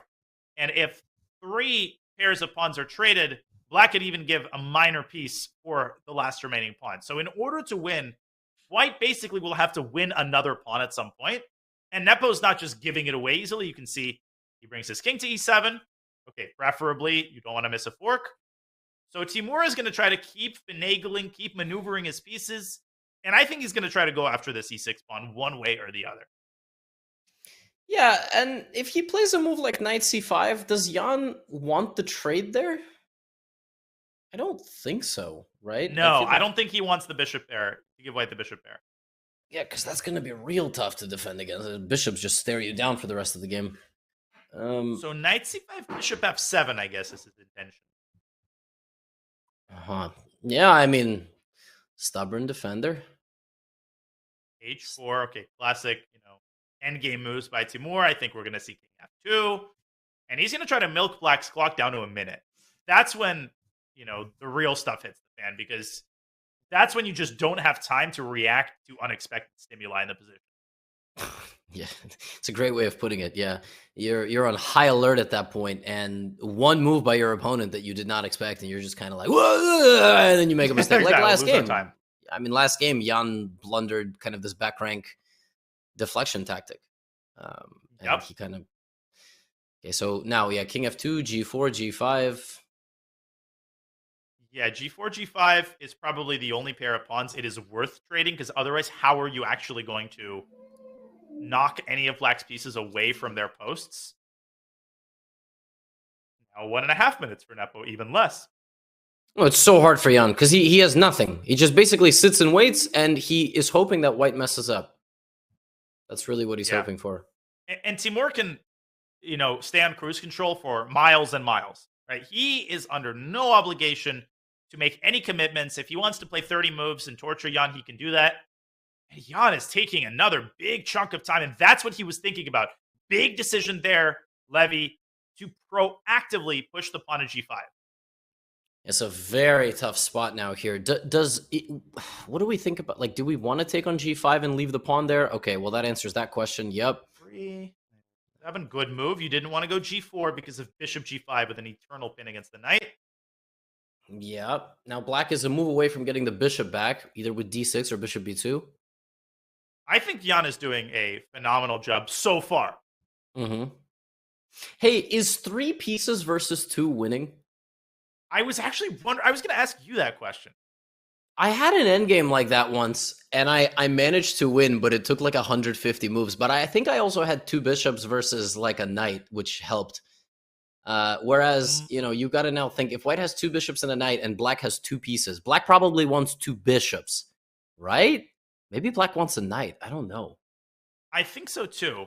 I think black probably wants, well, the ideal is like bishop and knight against bishop, as well as bishop and knight against knight is a pretty easy draw. But with the addition of a 3rd minor piece, the defensive task obviously becomes a lot harder.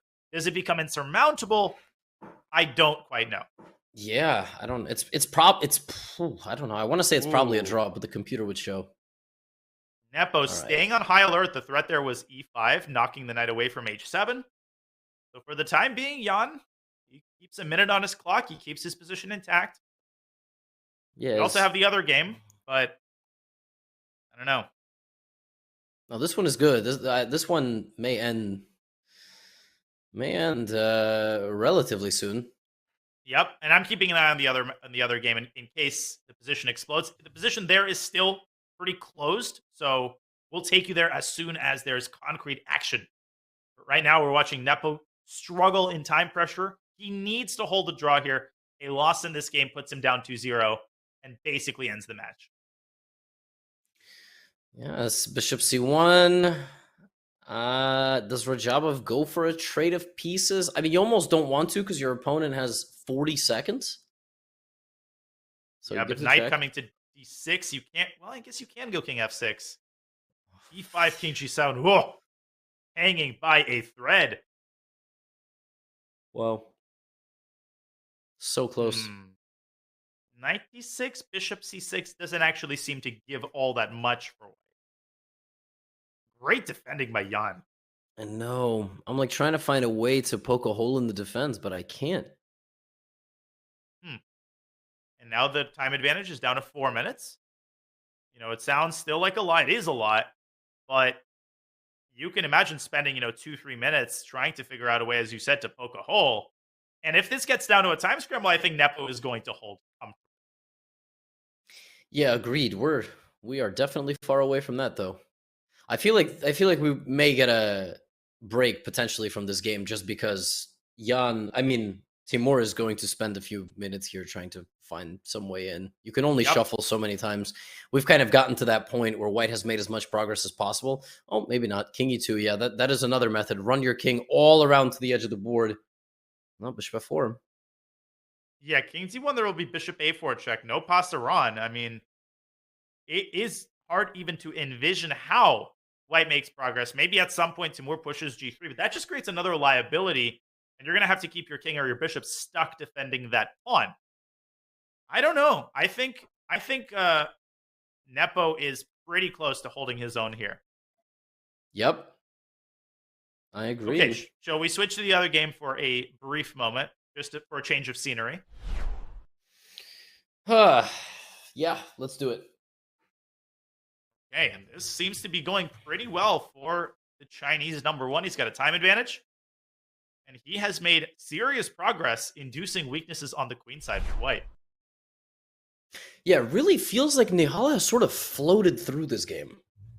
Like he hasn't been able to come up with a concrete plan. And Ding, on the other hand, is very clearly coming up with a concrete plan. And Nihal is uncomfortable. He's down 3 minutes. Yeah, which, Ding... I was going to say, this is Ding's greatest asset as a chess player, I think. The ability to overcome. And he might have that skill better than anybody. I mean, of course, got to say Magnus probably just in every conversation. But Ding is just so good at like, he will have a bad first game. That doesn't mean anything. He will come back so strong in the next one and all the others after. Yeah, he's got that incredibly upbeat quality. I just feel like he focuses on the positive, and he plays the same way every game, which is such an important recipe for success in these match formats, in these knockout tournaments. You know, you don't want to do anything crazy, even if you're in trouble in the match. You just want to play the way that you normally play. And Ding doing pretty well, but Nihal, he's not just going to, you know, float away and die. Knight f4 is a clear sign, Levy, that he still has blood on his mind. Knight takes h5 is a huge threat, followed by queen g5, and that's actually just checkmate. He blundered it! Oh!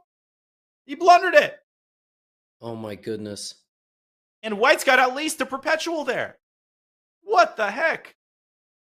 Oh my goodness, Ding is devastated. Oh. Unreal. Ding is devastated. I think Nihal might actually take the draw, though. Why would he do that? But okay, so let's pull up an analysis board real fast. Yeah.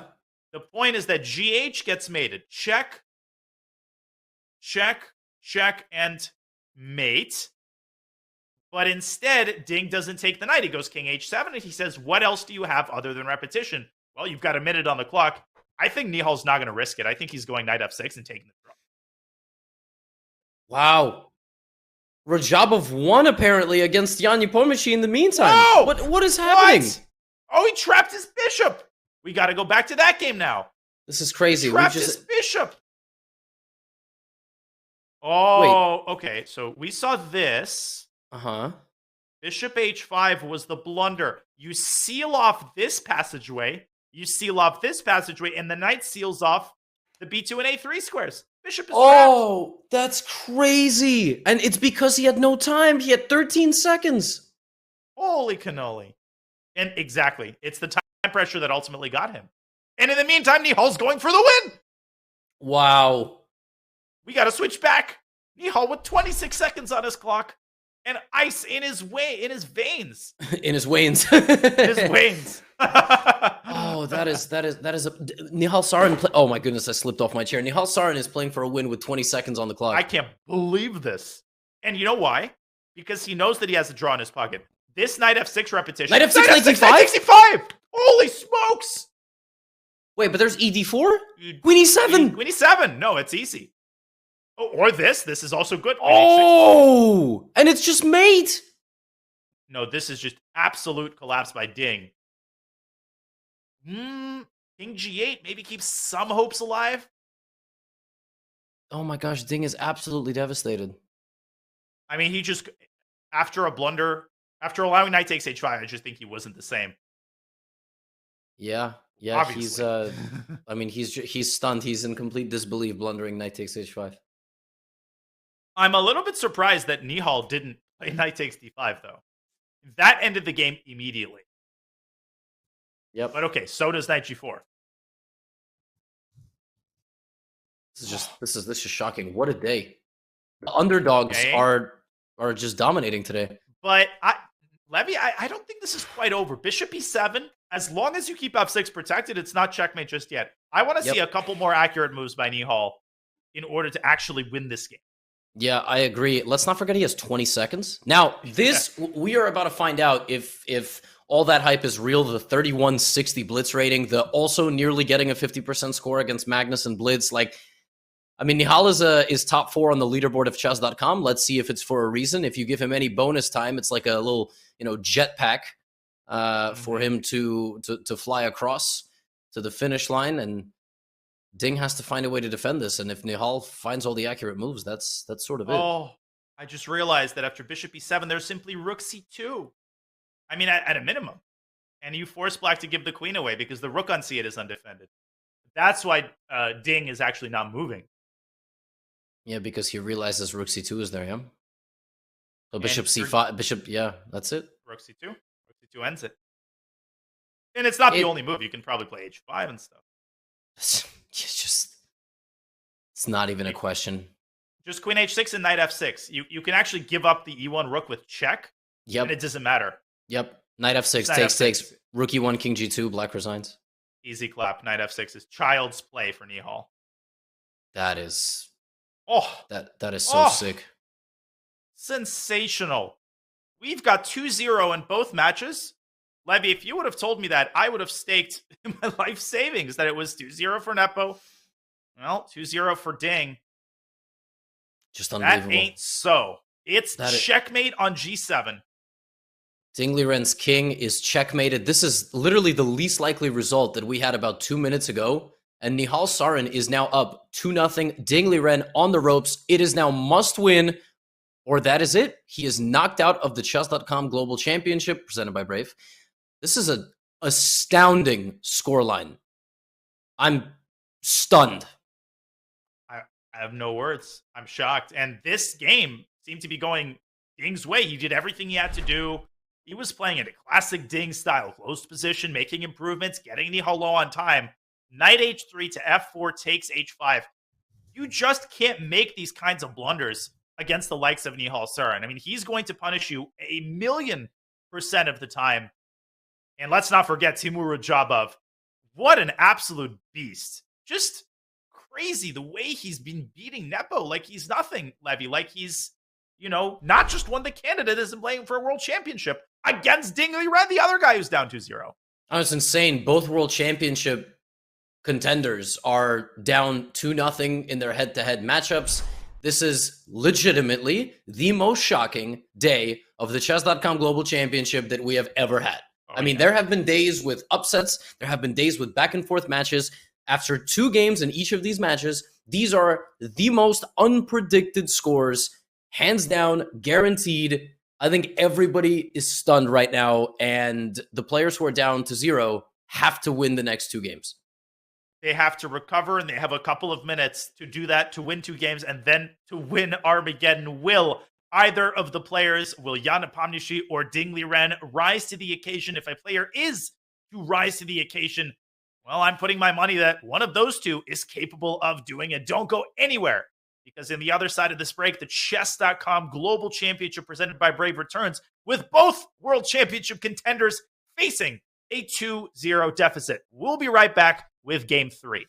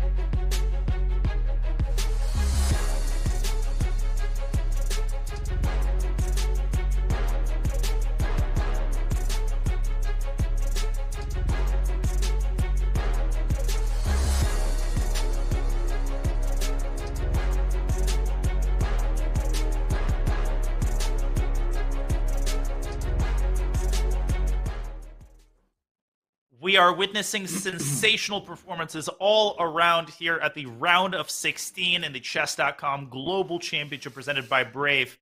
International Master Levi Rosman, you're looking at the Nepo Radjabov card. No, this is not a typo. 2 1s for Timur. He leads with a score of 2-0, and Nepo will have to mount the first 2-0 comeback in the CGC thus far if he wants to stay in this match. Yeah. Why did you say International Master Levi Rosman? I feel like that's when you call your parents by their full name. I was so caught off guard by that. Oh, that's okay. That's okay.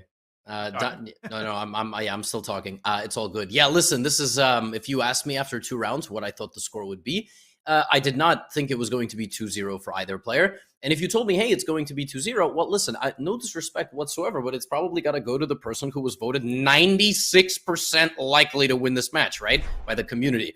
And that's currently what's happening in just totally the opposite direction. So it is Timur Radjabov with a 2-0 lead, despite being voted by 4% of the audience to win this match. And he is doing it in literally the most dominant of fashions, while Nihal Sarin voted for 17%, is also up 2-0 in his match. Donnie, can you still hear me? No? No. All right. Well, it's just me solo on the air. It's a worst nightmare situation for the fans. But I suppose we can continue to move along. And I could probably discuss the Nihal versus Ding match or pull up the scoreboard for that one. But that is also a shocking turn of events. A little bit of a different story in that match, because in the first round, Nihal sort of showed up and stamped his presence. But in the second game, he was not necessarily fighting back from a defeat, but Oh, you back? I can hear you now. Yeah, I'm sorry. I have no idea what happened there. It's all right. I was just explaining to the audience how Nihal Sarin got to his 2-0 lead. In the second game, he was slightly worse, slightly unpleasant position, but he defended it. And literally the moment that not Danya, I just looked at you and I was so excited to have you back. No, the second that Ding made a mistake, I mean, he was just pounced on. And, it was easy. I mean, and Nihal, you know what I can't get over? The fact that he decided to go for it with 26 seconds. Can we just stop on that for a second? 4 minutes for Ding. Nihal can take a draw. You're up 1.5. Good result. No. Queen E3. Ice water in his veins. And Nihal's Ding's chances of coming back in this match just waned by a lot after losing that second game. Just sensational. It was amazing.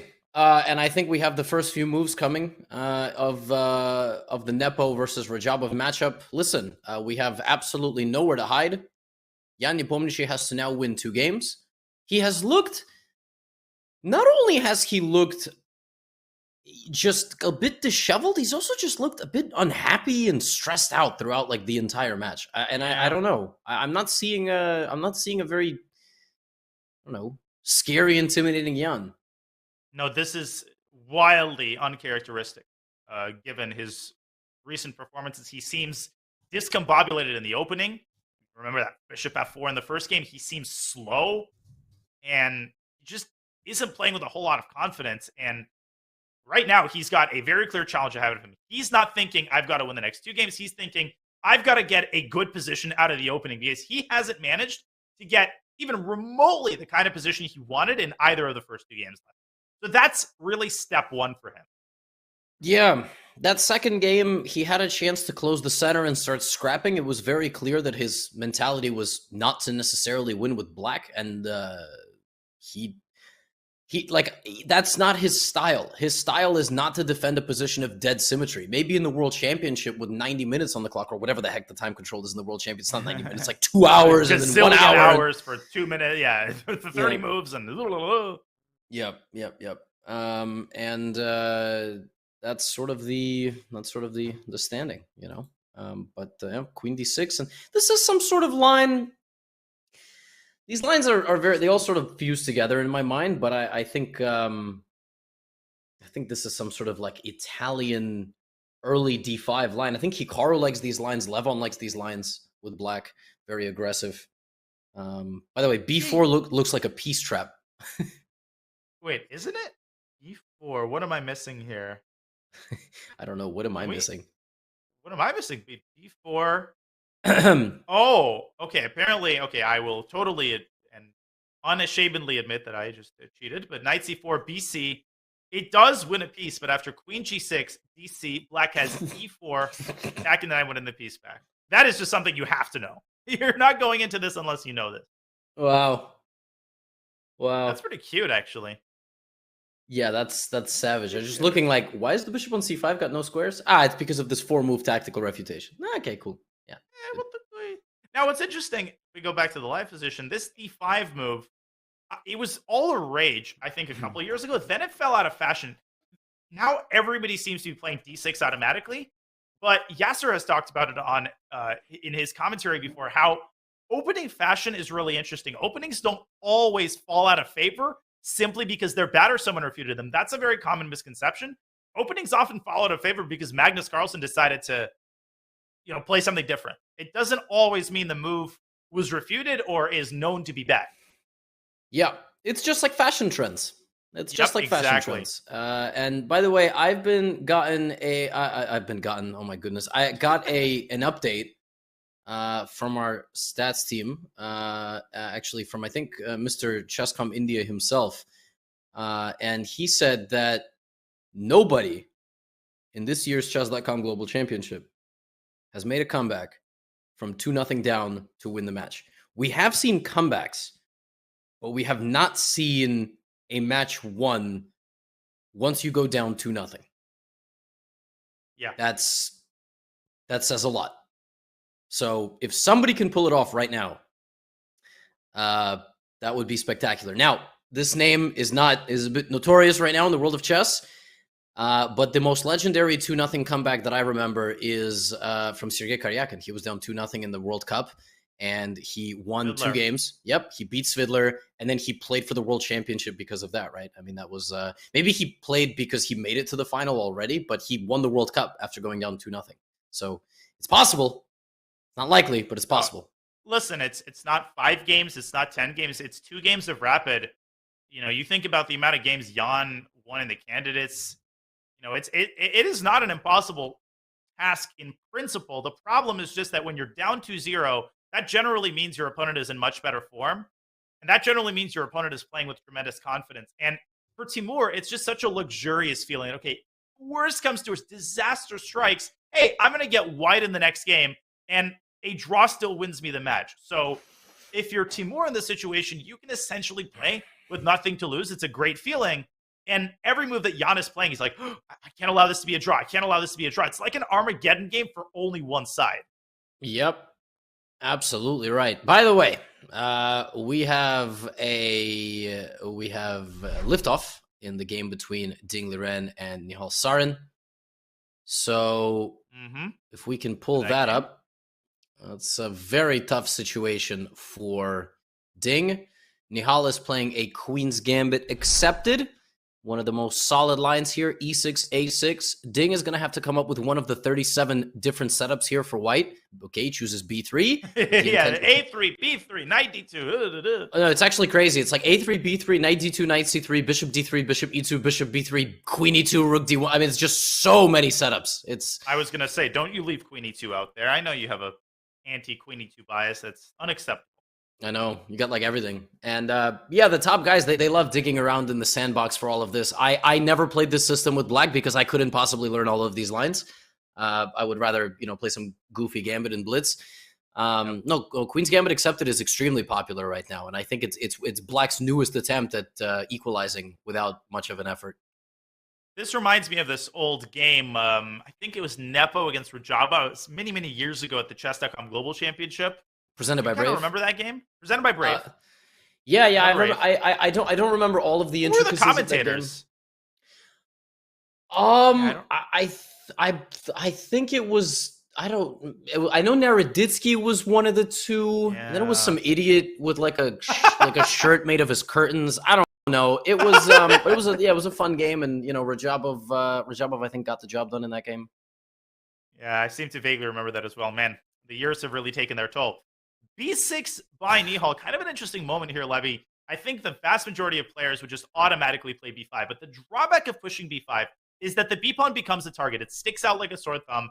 And very often you have to contend with this nasty pawn push to a4, carving out the c4 square for white's knight. b6 is more modest, but it's also a more efficient and more solid way to develop. Yep. Yes, it is. And it doesn't allow white to get that typical queenside action. White has a microscopic pull in these positions. Nihal, so Ding plays and sits like a chess player. Like, even online, he's got the thinking pose and everything. Nihal plays like an anime character, charging up like a superpower. He sort of sits there, like, head down, just like, and just like charging up, and he just sits so far away. I don't even know how he makes moves. It's like he makes moves telepathically. All right, like how long is his arm to control the mouse? Oh, now he's getting a little bit closer. But like I'm saying, some people when they play, they look super focused. Nihal looks like he has to file last year's tax return, okay, and he's late on it or something. He just looks so Remind me. I know. Anyway, I have to call my CPA during the commentary. No. Listen.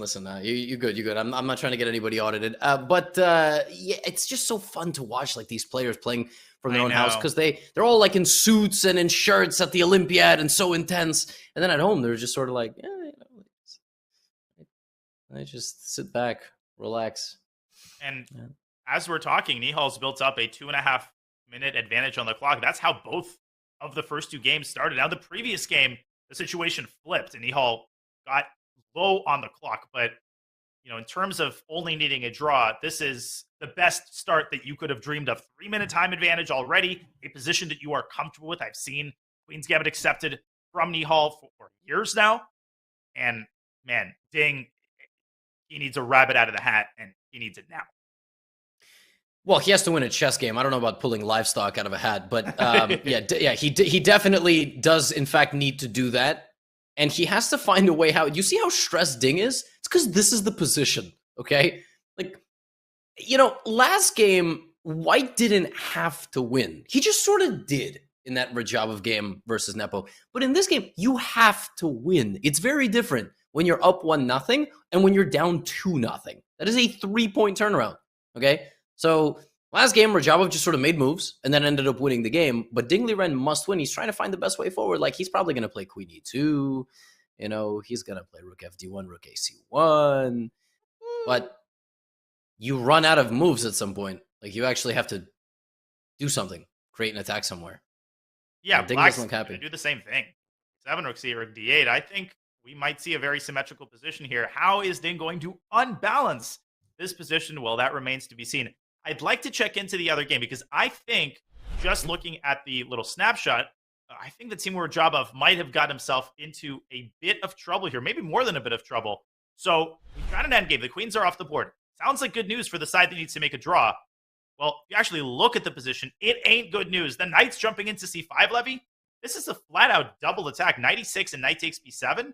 Black's position is in ruins here. This whole d5 experiment by Timur, I think I'm beginning to see why it fell out of fashion. I know, seriously, something very strange happened in this game. I mean, the level shift just totally reversed itself. Jan is now up 3 minutes. Jan has a dominant position, and Jan has all of the dynamics in his favor. If only this could have been game 1 for him, right? It's a shame that he's suddenly just down 2-0, but we still have 2 games to go. Crazier things have happened, and yeah, he looks just completely poised to begin his comeback. He really does. Let's pull up an analysis board just to indicate the extent to which Black's position is terrible. So currently the bishop is hanging. After bishop takes g3, fg, I think the only way to defend against both threats is rook b8. But it's not the end of the story. I mean, White can make a move like d4. Just look at the extent of White's dominance. Knight on c5 levy. The rooks are perfectly positioned.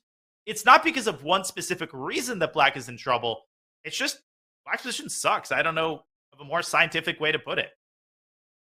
I completely agree with you, and Black has no moves. And also, this is just not something you ever want to do. Like, if the options are this position, not down a pawn, or way more active, but down a pawn, you're going to choose the one that's down a pawn.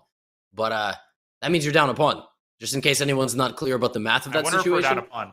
Yeah, like, even, this is preferred, because you see, Radjabov is probably going to sacrifice b7. I don't know. I don't know how he's going to do it. Maybe he won't. But if he tries to defend everything in his position, then, yeah. I mean, this is like there you go. Yeah, but you've sacked b7, and now he's just going to dip back to c5 and. Danny, I know, man. At the b7 pawn. I know. You just have the same position, but now you're a pawn down. Oh, he plays rook b8, right? He does go for this line, yes. He's trying to keep all his pawns intact. Yep. But Nepo, the great thing about a position like this with white is that white is in no hurry. You can play d4, you can bring your king up. You can basically do what Timur was doing to you in the previous game when he was up a pawn. Now you can give him a taste of his own medicine. Yeah, I feel like this is going to be a repeat of one of the d4. This is exactly the position that you put on the board, and this just looks completely miserable. Does black even have a move? Oh. That's what he's got to try. Knight a5, knight c4. Rook e7, though? Just give it up. What do you need the bishop for? Just rook e7. I'll take the bishop, and I think you're right. I think Radjabov is going to have to strategically try to sack probably the b7 pawn and try to get the rook off of the 7th rank. I don't know how he's going to do that, though. Yep. Me neither. No, he decides to keep the bishop. Greedy man. I don't even know if it's greedy. He's not even keeping any material. He's just, well, can't you play like b3? What is the idea here? Knight d6. Rook e7 anyway? Then knight d5. Knight d5. Then knight d5. Okay, but you could play c4. C4. And Nepo is pre-moving c4. Yeah. No, this is just getting worse and worse. Knight e6. The position, I don't use this phrase lightly. I think it's an overused phrase by commentators. The position basically plays itself. Oh, I thought you were going to say it speaks for usage. itself. Right, I thought you were going to say it speaks for itself, but that's an underused phrase. Yeah, well, it does speak for itself and it does play itself. You notice the last 5 moves by white made in seconds. Yep, and this is more like the Nepo that we're used to seeing. We're used to seeing, and also, yeah, this is his style of game. Downhill, powering through, just beast mode, it sort of feels like, right? Mm-hmm. And it just, I think a lot of his problems in the first 2 games had to do with his opening choice. I don't want to overanalyze this, over-psychologize, but I think Nepo just got so fed up with the position that he got in game 1. He's like, I had the white pieces, could have played a Catalan, could have played 1e4. Instead, I basically get a lost position out of the opening. It feels like only now he's beginning to forgive himself and play the kind of chess that we're used to see him playing. Is it too late? Maybe not. I mean, if he wins this game, he puts himself in a pretty good position. Yeah, it's not too late for this game. Is it too late to win with black? It very well could be. I think that game that he lost with black will probably hurt more than the game that he lost with white in the first one, because that last game was just completely symmetrical, right? And yeah, he'll definitely be upset. That's an interesting perspective. That the previous game really hurt him, but hey, he still has work to do on the board. Timur Radjabov is not just going to, fold over and die. Oh no, not I. And he does decide to sack a pawn. Unfortunately, the relief seems very short-lived. C6, maybe try to get the knight back to d7. Could you see a universe where Timur saves this game? Oh, that would be so annoying. That would be so annoying. Jan just deserves a win. No, I know some chess purists in the chat are going to be like, nobody deserves a win. But it's just such a great position with white. Jan, just put it away. Just pretend you're playing me. Nobody deserves a win. Yeah, but I keep saying, if they were playing me in Title Tuesday, for example, the game would have been over 10 moves ago. You know what I'm saying? Just put it away. We all want to, we all want to see a game 4. We don't want to see anybody go home in 3 games. I'm going to make a very bold prediction. No, stop it. I think Timur is going to save this. Come on, stop it. I don't know. I'm just getting that feeling. Knight c8, knight d6.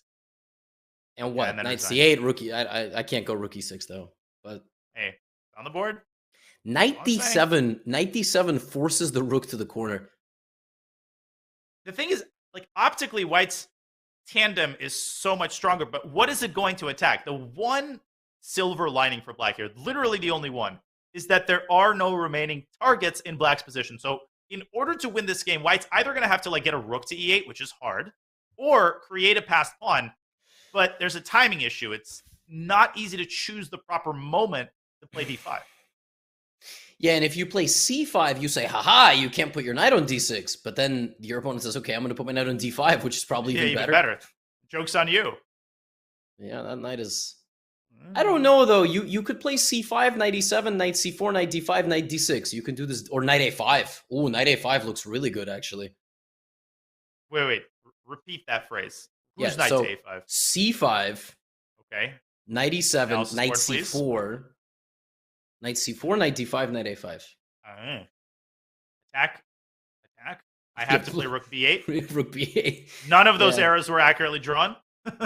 And you still can't win the damn pawns. It's absurd. Yeah, you just can't quite get the rook to the 7th.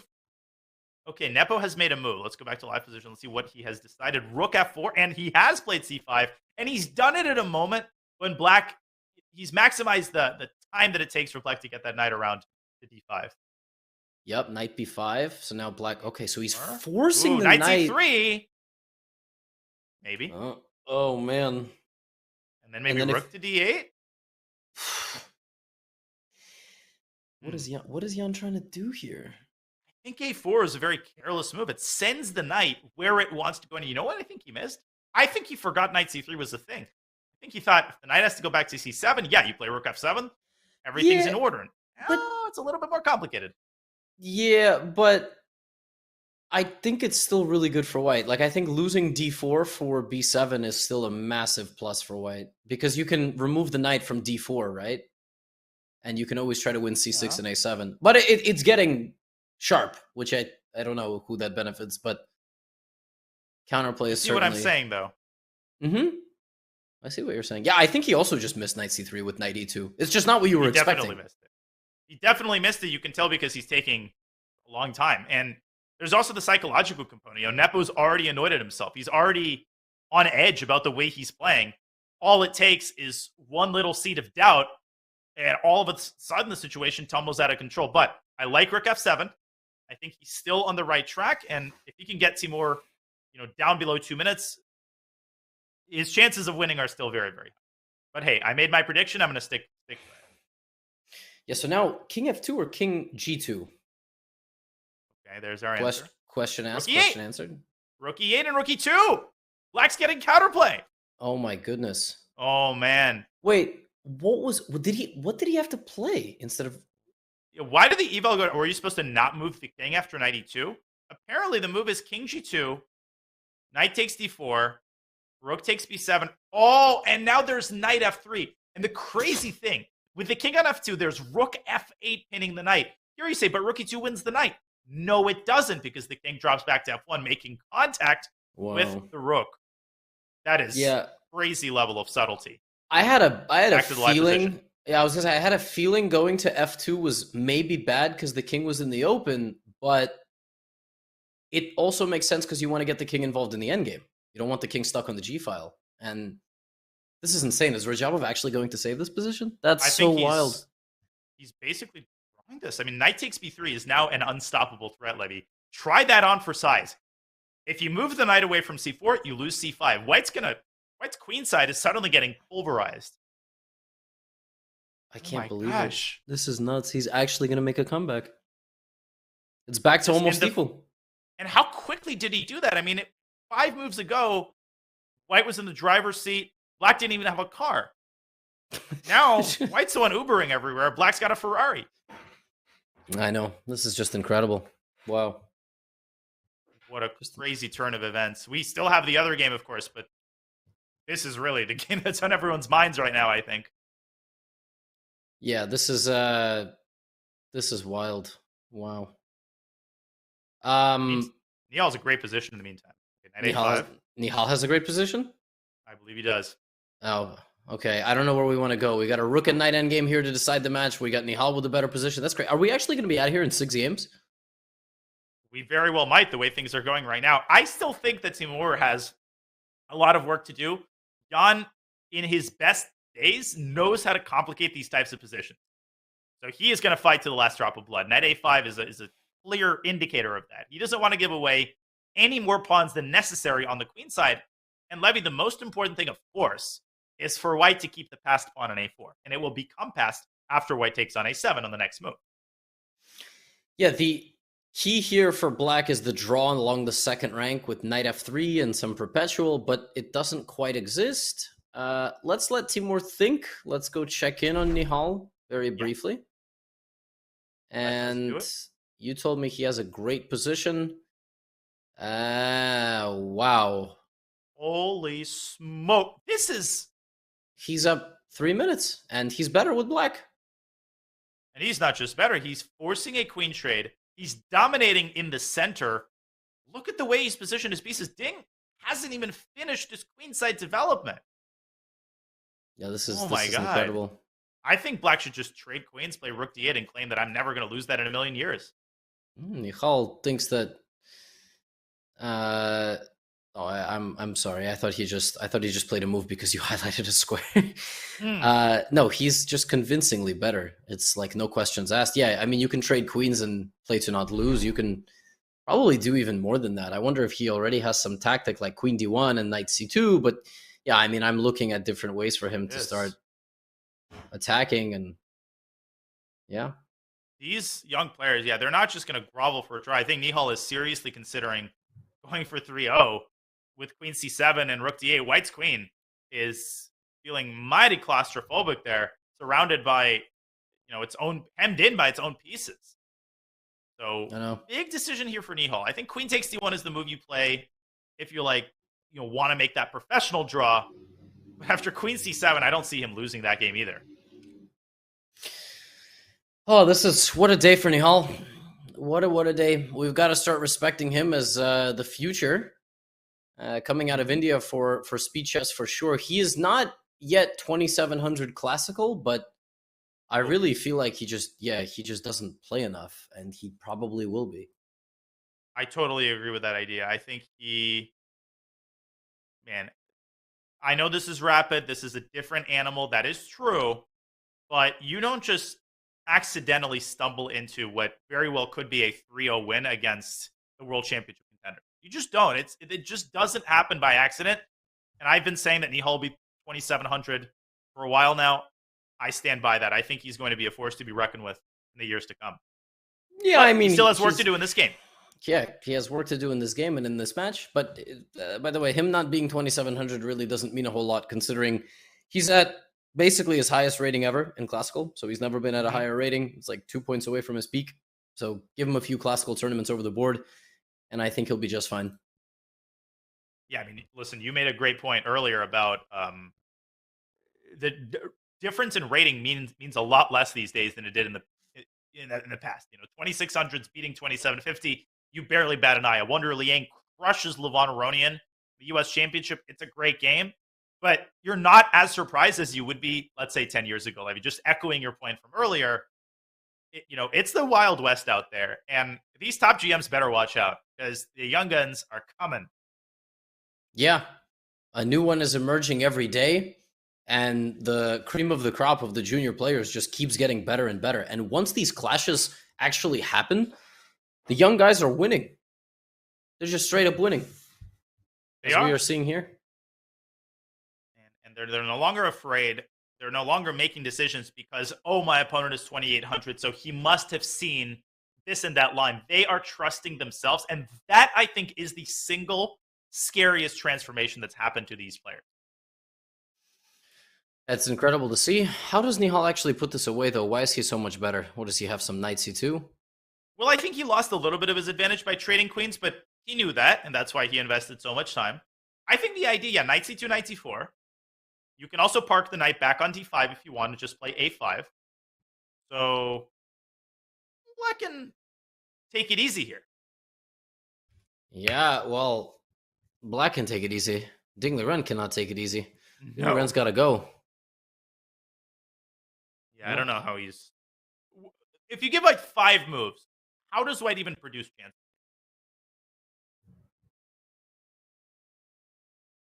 I mean... silence, radio silence. I don't know. I really don't know. You probably have to try to get like a knight versus bishop endgame, like knight versus dark square bishop. Like Daniel also doesn't know. He's leaving. I'm leaving. I'm closing my blinds. Sunny. Oh yeah, yeah. Sunny's not good. Are those salmon shorts? They are. No, they're red. And guess what? Turn on my backlight. I'm taking steps in life. Yeah, wow, that's you salmon shorts kind of guy. You got the Shure mic. Is that the mic that you have? Yes, but I'm not totally sure. Is it the Shure SM7B with like the? Did you miss my pun? It is indeed. Oh, I did miss your pun. Yeah, so we got to commentate more. I know you're always hitting Robert Hess with puns. I didn't. That's The level of intellect of those puns is really. I mean, they're hard to spot. Yeah, they're tough. They're layered. There's a lot of kind of underlying. I can't even think of a good word to follow up there. But yeah. But speaking of which, look at Ding Liren. Ding Liren is going back to the first rank to figure out what's next in the position. But look at Nihal's clock. Yeah. Nihal, fair. I mean, listen, he's incredibly level-headed, but he must be feeling nervous right now. Toronto is literally on the line. He's going to Canada with a $200,000 first prize if he draws this game. How can you not be feeling at least a little bit of jitters, a little butterflies in your stomach? Yeah, if going to Canada might make you more nervous than potentially winning $200,000. It's Canada. What the hell are you even doing there? Land of Amon Hamilton, wild land. Yeah. Yeah, it's just moose just walking on the streets in Canada. Just maple syrup spilled all over the place. I don't know. I was once in Edmonton, Canada, and let me tell you that was the only time in my life I hope I ever go to Edmonton, Canada. But the other places are not bad. Nihal, look at Nihal. Nihal's like, I'm gonna go Google some flights after this. Yeah. All right, you're gonna do some airlines. Well, A5 is another great move. It protects the knight with the pawn, taking the load off of the bishop. Why? So that the bishop can move to D4 and knock off this E5 pawn. If he can get Ding to play F4, that's another major weakness. That's more vulnerable squares and more prospects for Black's knight. Ugh. Yeah. This is not looking great. By the way, Radjabov has 40 seconds. Let's go check in on that matchup. Let's check it out. I think Timur might have lost his grip on the position. All right, 20 seconds. There we go. Nepo's still up a pawn. The grip has certainly been lost. Let's put it this way. I wonder if Rook D2, Knight B3, Rook D8, and Rook B8 is winning or not. Okay, Nepo, Knight C4. Ugh. Okay, he's just gonna push. He's pushing. His entire claim is staked on this pawn. How is Timur going to stop it? Is he going to play Knight B5? No. I mean, how do you defend this with 16 seconds? You probably don't. Knight B6. Yeah, Knight B6, but now Knight B5. I think this is the last stand for Timur. A7 would be a terrible blunder here, but Nepo, look at him playing fast. Yeah. 7. Still not over. That is a depressing move to have to make, but respectable. Lest we forget, material is equal. King E3, King D4, King C5. Just let the king go do it with his bare hands. Whatever you do, don't walk into King F8, Knight D7. Black, I think, wants to play Rook B5 and then start walking with his own king. Okay. Don't go King F8. Yeah, he won't. King D4, Rook D5. And then... King E4? No, I know, but... Oh, and then Knight C6 is a threat. Yep, so Timur trying to save time. Rook E2 by Nepo. So we're Rook A5? I thought Rook A5 there was a big chance to win the pawn. He plays it now. Knight D7, Knight B8 or Knight C5? Okay. Rook A1 maybe? Or Rook A3? No, he's trying to knock. This construction is very fragile. Black threatens Knight D6. And you could lose your knight on C5 in the blink of an eye. Yeah, Knight B6 is also a threat. King B4, Rook B5 ideas. I guess Knight B6, you're going to have to play King D4, but I agree. That's very undesirable. Your king is moving in the wrong direction. This is so tough. 12 seconds for Timur.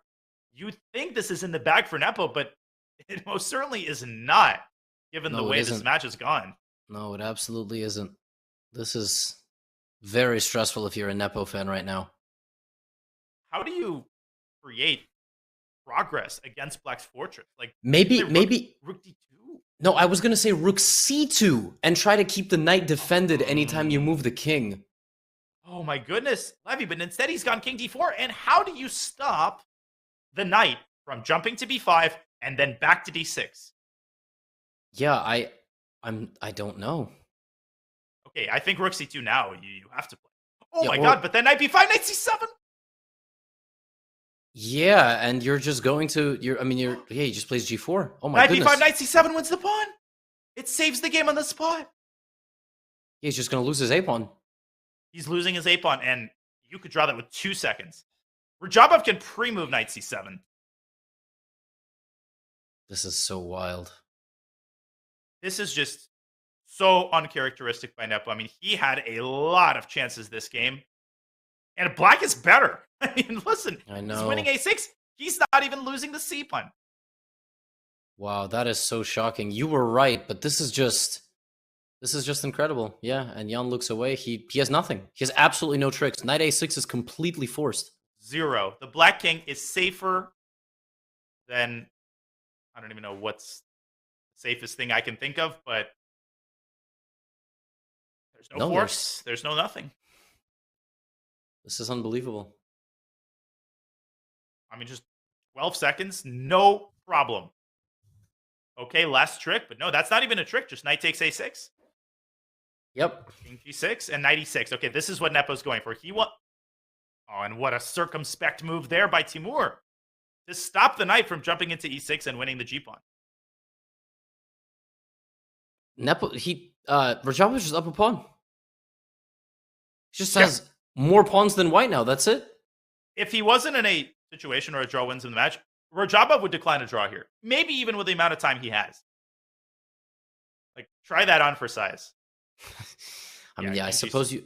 I mean, you could play for a flag, right? Like you could really, because your chances of going home. 2 seconds.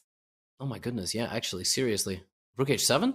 Hey, Like, let's Nepo go. still has, obviously Nepo still has a chance here. I mean, when your opponent has 4 seconds, a mouse slip, a blunder, 1 second.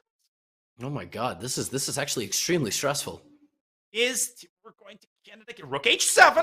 You have rook h7. Wait, what? Oh boy. He's won a pawn back. There's 1. There goes 1. But it's still a dead draw, Levy, because this pawn on g5 is holding both of white's pawns. He's giving up a second pawn too because he wants rook e3. Yep, king e. Yep, that makes sense. 3 seconds. King d4 and knight e4. 1 second. Lose on time. Oh, 0.1 on the clock. Oh my god. Oh, and he blundered a second pawn. Oh, Timur is getting nervous here. He still should be able to draw this. Oh my goodness, this isn't rook d6 or something. I mean, Rook control c7. Yeah, rook c7. And knight e4. Rook d6, your move.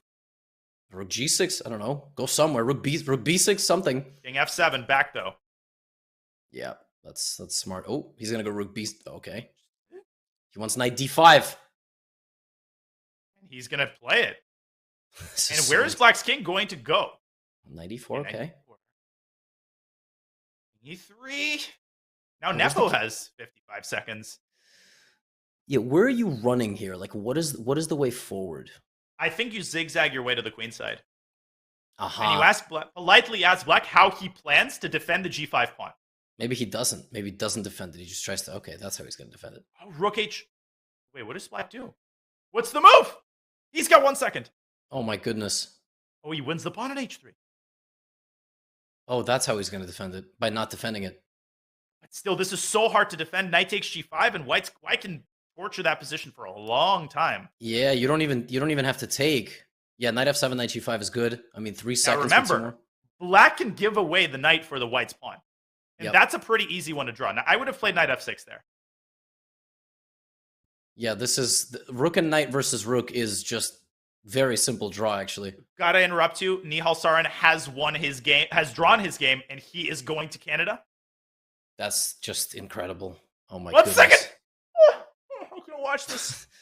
Yeah, this is so stressful. stressful. G5, you got to go G5. Yep. King f8. I would have gone. Okay, knight g4. Oh, Yep. King f4, knight f2. Hello. Hello. I think Timur is going to Canada. I think we're going home. Knight f8 intermezzo. Oh my gosh. Still not over. Oh, rook e4 and knight d6. Rook b8 check, only move. But then king Rook g7. b8 and king f. No, rook takes c4 is a draw. Rook e4. Rook e4. Rook e4. That's it. Rook e4 and he's going to Canada. Not yet. Oh, not yet. Rook e4 was ending the game. But I guess Timur wants to sack the knight for the pawn. King g6, knight g... I don't No? I don't like what he's doing. He's going to have to give away the knight, and he's going to have to do it right now. Oh, he does it. Okay, that's it. Here we go. 50 Walk a moves lane, remaining. ladies and gentlemen. Yeah, the only way that Timur loses this game is by getting mated, losing on time, or hanging his rook, all of which seem completely improbable. Improbable, but not impossible. Levy, Yep. he missed rook takes knight, which was an immediate draw. Now he's going to have to be tortured. He's going to have to pray to the internet gods. Yeah, just go far away. Go far away to avoid any knight forks and just walk your king around the board and hope that you don't lose on time. Yeah. Now, we should clarify that rook and bishop versus rook is it's like a different type of endgame. Here, you don't even have to know any technique. All you have to know is don't miss a fork, because even if the king is pushed to the back rank, the side of the knight has 0 winning chances. The only reason you lose is like you fall asleep. And now Timur has 10 seconds on his clock. This should be a pretty standard draw. Oh. Yeah, well, that's not going to happen. And also, I've seen people miss a discovered check in these types of games. Yes, it is certainly possible. And yeah, I mean, Nepo is within his right 100% to play on. A lot of people might sit there and go, "Oh, why is he not taking the draw?" Well, because this is it. I mean, this is the game. He has to win, and I think it would be disrespectful if he didn't play on. Yep. Like, of course he's playing on. Anything can happen. You guys, everybody has to realize that 8 seconds on the clock. We've seen much crazier things happen. Rook g5. It's crazy how close you are to getting forked at any moment, but this is there are no forks, there are no mates. There's no nothing. We're 125 moves in. I think we are 27 moves in. So Timur only needs about 22 more moves, and Nepo hasn't even gotten him onto the side of the board. Nope. And he had him on the side of the board to start. It doesn't matter because the king, the rook, and the knight never have peace. They never just get to walk up to the enemy king and deliver a mate. The black rook constantly gets in the way. You meddling kids, and Scooby-Doo. And that the black rook just continues to ask questions, and this might be our longest game. This might be our knight f3, by the way, was a fork, but white would have lost a rook, so that doesn't work. And he's gonna get him onto but it doesn't matter.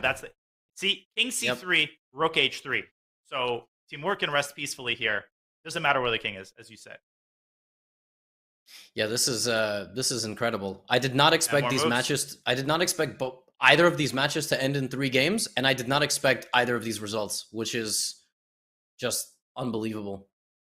Just absolutely incredible. I mean, you can take it. You can take the knight. That's it. Yep. And Nepo offering a draw. Timur's going to Canada. Timur Radjabov punches his ticket, the final player to qualify for the round of 8 in the Chess.com Global Championship. We will see you in Toronto, hopefully. There's a whole thing about visas. But, whether we get him there or not, he has made his mark. He has won his group. He has taken down the top seed, and he smiles. Yeah, finally allows himself a discharge of what must be some incredibly intense emotions. But let's not forget, Nihal Sarin is the second hero of the day. Both players advancing to Canada on the heels of a ridiculously convincing victory. 2 wins in a row to start the match. Levy, it will take me some time to process what we just saw here today. Yep. What an absolutely amazing set of matches. Truly. We came into today with 3 players, and 2 of them up on your screen right now, who have just played in the most recent candidates. They finished 1st and 3rd, respectively. I mean, they were amazing in the classical portion earlier this year. They were very clearly the top 2 seeds in the group. And, well, I mean, what more to say? You expected a barn burner of a match, but did we expect such a dominant display from one side? Maybe not. Maybe not. And Timur is showing the world that if he's going to beat Jan Nepomniachtchi, who before the entire event I chose as the winner, well, he's saying, nope, that's out the window now. I'm the captain, and you better look at me. You better respect me. You better respect what I bring to the table. the way Radjabov is playing, the way we have seen several players throughout these early rounds build up that momentum, Danya, I really feel like we are witnessing kind of story arcs in many ways. And we're witnessing a No. Sorry, go on. Yeah, go ahead. Go ahead. We're witnessing.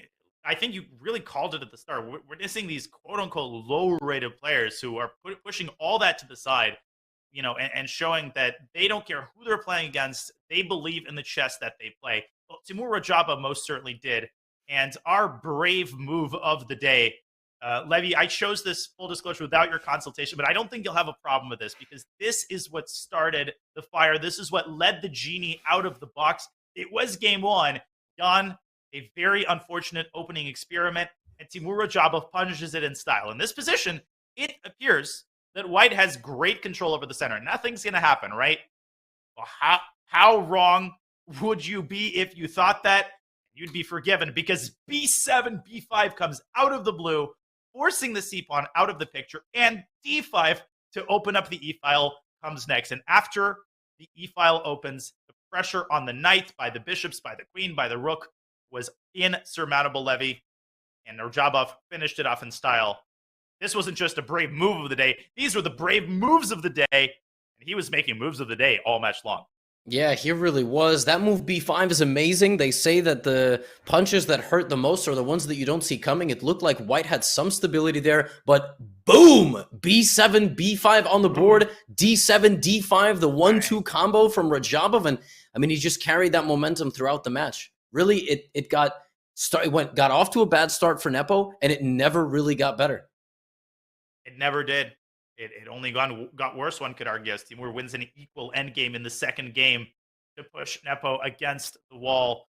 It was incredible, and now the bracket, the round of 8, is fully set. We know who's going to Canada. We know who's going to be booking their flights this week, and it ain't going to be who we thought it was. Levy, both of these results are crazy, and the stage is set for an incredible final in Toronto as we look at the completed Group E bracket, and it is Timur Radjabov who outlasts his opposition. Incredible. Yeah, absolutely incredible. Timur has risen up a level. He is not just the solid, reliable with white and with black super grandmaster that we have all come to expect. In fact, you may remember prior to the candidates, he was literally given, I believe, the second or the lowest percentage chance of winning. And he said, I'm going to show you all what's up. And he got third place. I'm not saying he was given that the low of a chance here in the Chess.com Global Championship, but he's going up against Jan Nepomniachtchi, who is the favorite in this group. And he said, nope, doesn't matter. 3 games, the minimum amount of time I need to win. He played an amazing set of games today, and he is the rightful winner of his group, and he is the rightful qualifier to the Final 8 in Toronto. He is indeed, and our second rightful qualifier is Nihal Sarin. Let's take a look at their match score. It's uncanny how similar these two matches were in terms of their arc. Disaster strikes in game 1 for Ding. Now, unlike Nepo, it seemed that he was composed in game 2. It seemed, okay, he's going to create some chances with the black pieces, but it was not meant to be. Nihal, with ice water in his veins, in his veins, however you want to say it, knight f4 and knight takes h5 ended all of Ding's hopes to make it to Canada.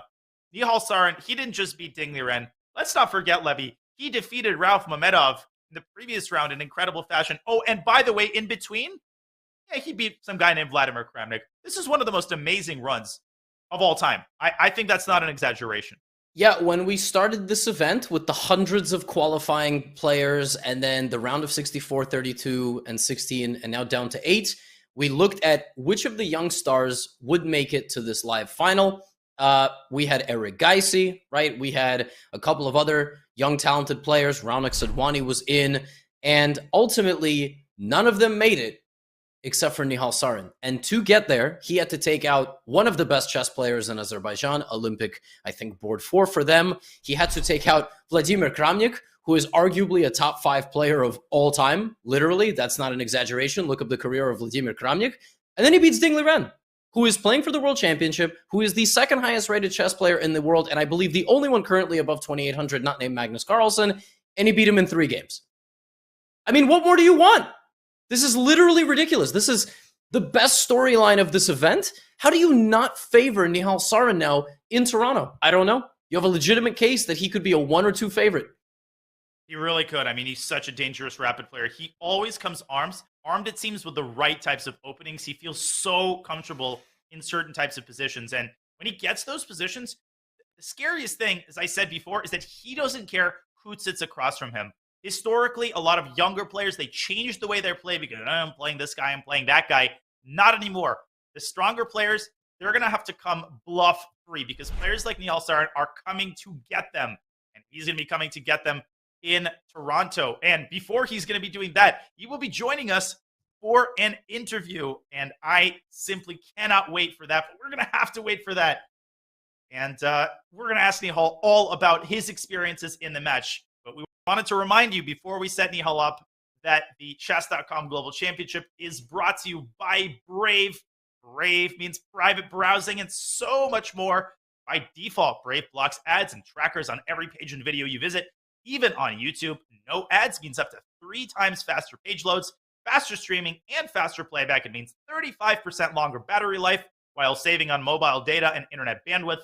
For Android, iOS, and desktop, get the best browser for gamers, streamers, and creators. Switch in 60 seconds at brave.com/chess. Well, Nihal is about to brave the commentary studio. He will be joining us for an interview. Do not go anywhere. You're watching the Chess.com Global Championship presented by Brave, and we will have one of the top 8 Toronto finalists, Nihal Sarin, in the studio on the other side of this short break.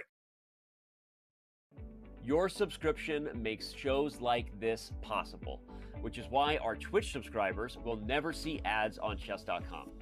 Connect your Chess.com account and Twitch account at go.chess.com/connect accounts, and bang, boom, voila, you're done. 100% ad-free bliss forevermore.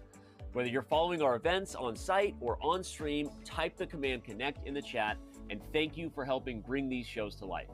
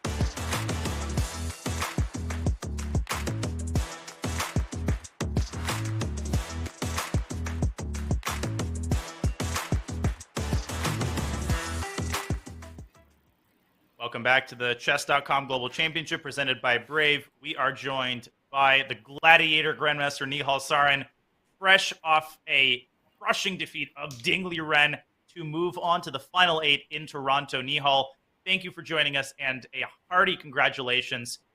Can you start by talking us through your emotions right now and what you felt right after you secured the draw in the third game?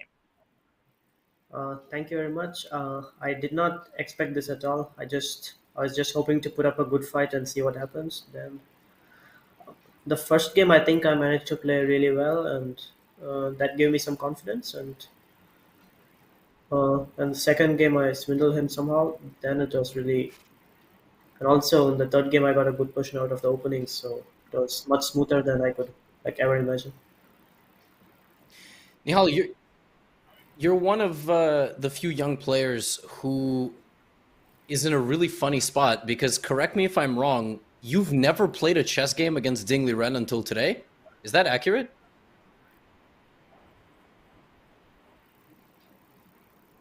Oh, can Nihal not hear me anymore? Sorry, I heard something else in the background. Nihal, can you hear me now? This is our producer. Yes, I can. Yeah.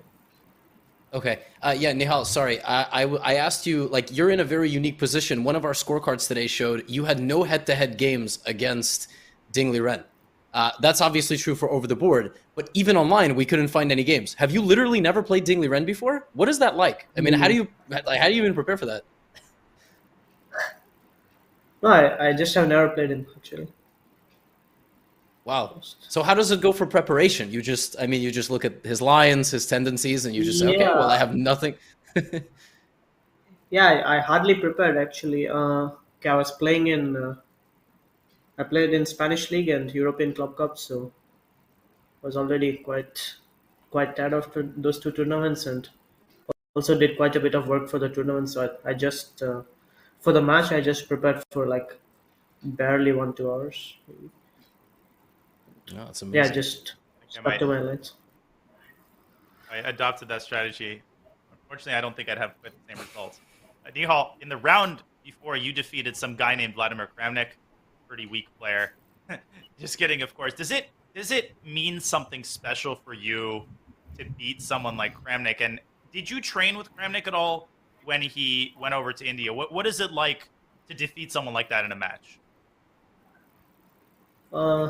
Yeah, it was just a great feeling, and it's just a great honor for me to play a match against guys like Kramnik, Ding, and so many strong players in this tournament. And no, I was not part of the team that Kramnik trained in India, so never got to work with him.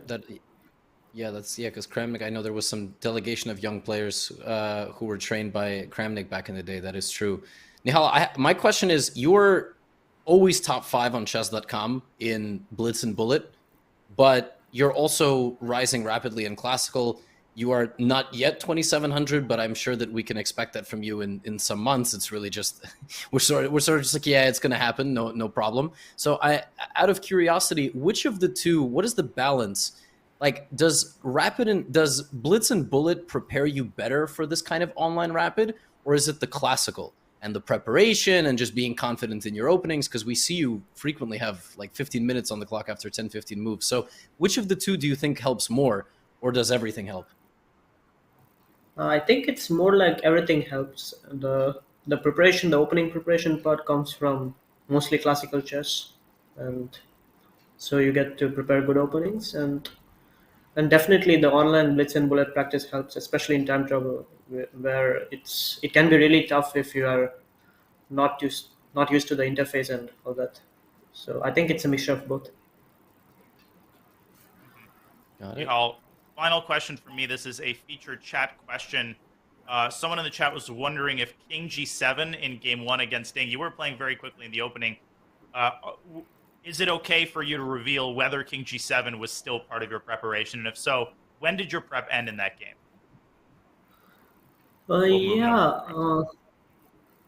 I knew King G7. I think I remembered it correctly. And King G7, I think it ended after knight 92. I go bishop d6, and it's just a solid position. There's like king g7, But knight still e2, was bishop d6, preferred. and knight e2. Yeah, I don't know what's the point of king g7, but okay. But it's just what it says, so you just play it, and yeah. Nihal, last question, just overall before we let you go. You have now made it to the round of 8. I don't know if you know who your next opponent is, but it seems like it's Levon Aronian. So I believe you have played him. I don't know what your extent of experience is playing against Levon, how many times you've played against each other. What do you expect? What can we expect from you in a few weeks as we play our final 8? It's just I'll just try to play good chess, and I'm just very happy to make it to top 8. I don't think I've played Levon actually again. I think probably played some like friendly blitz or bug house over the board, but that's it. Oh wow, that's amazing. We will be watching with great anticipation, Nihal, as you play the top 8 in Toronto. See you in Canada. Thank you so much for joining us for the interview. Congratulations once again. Congrats, Nihal. Thank you. Okay, and that's all she wrote. The final 8 have been determined. We know who's going to Toronto. And that big word, champion. It's going to be decided in just a couple of weeks, Levy. What a ride it's been. It's been just an amazing ride.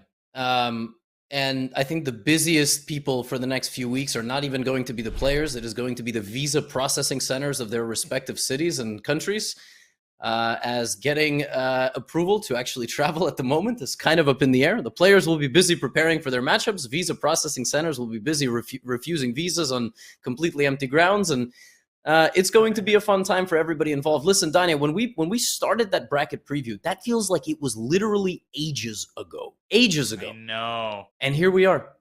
And then there were 8. 7 players, actually no, 6 players of the 8 in our quarterfinals you saw in the last candidates tournament.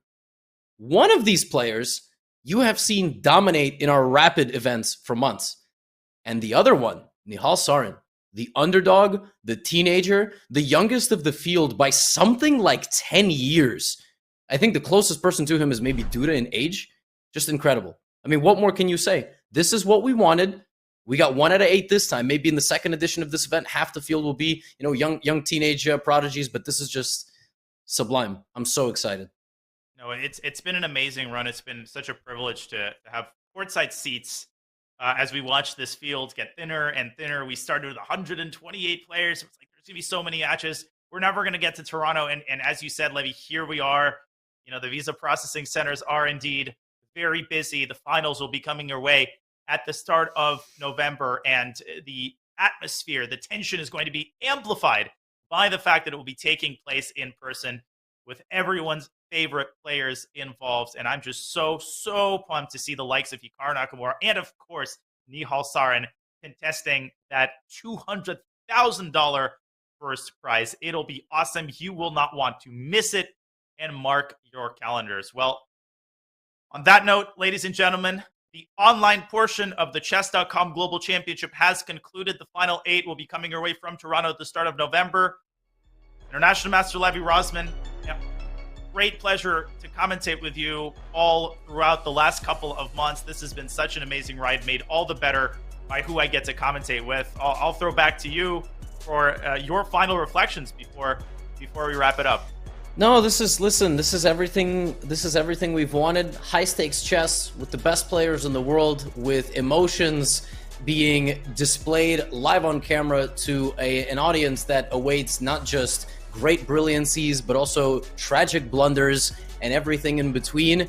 That is basically it for the portion of the event that we will stream from our homes. The next time you see us, we will be sitting live in a studio. I'll still be wearing colorful shirts. I don't know if Danya's going to be wearing a t-shirt, but we'll probably get him into something a little bit more formal. Yeah, they'll try. Yeah, they'll try. I don't know if they're going to succeed, but this is it. 8 players remain, $200,000 for first. This is the highest single individual first place prize of any event in 2022. We will see you all in a few weeks in Toronto.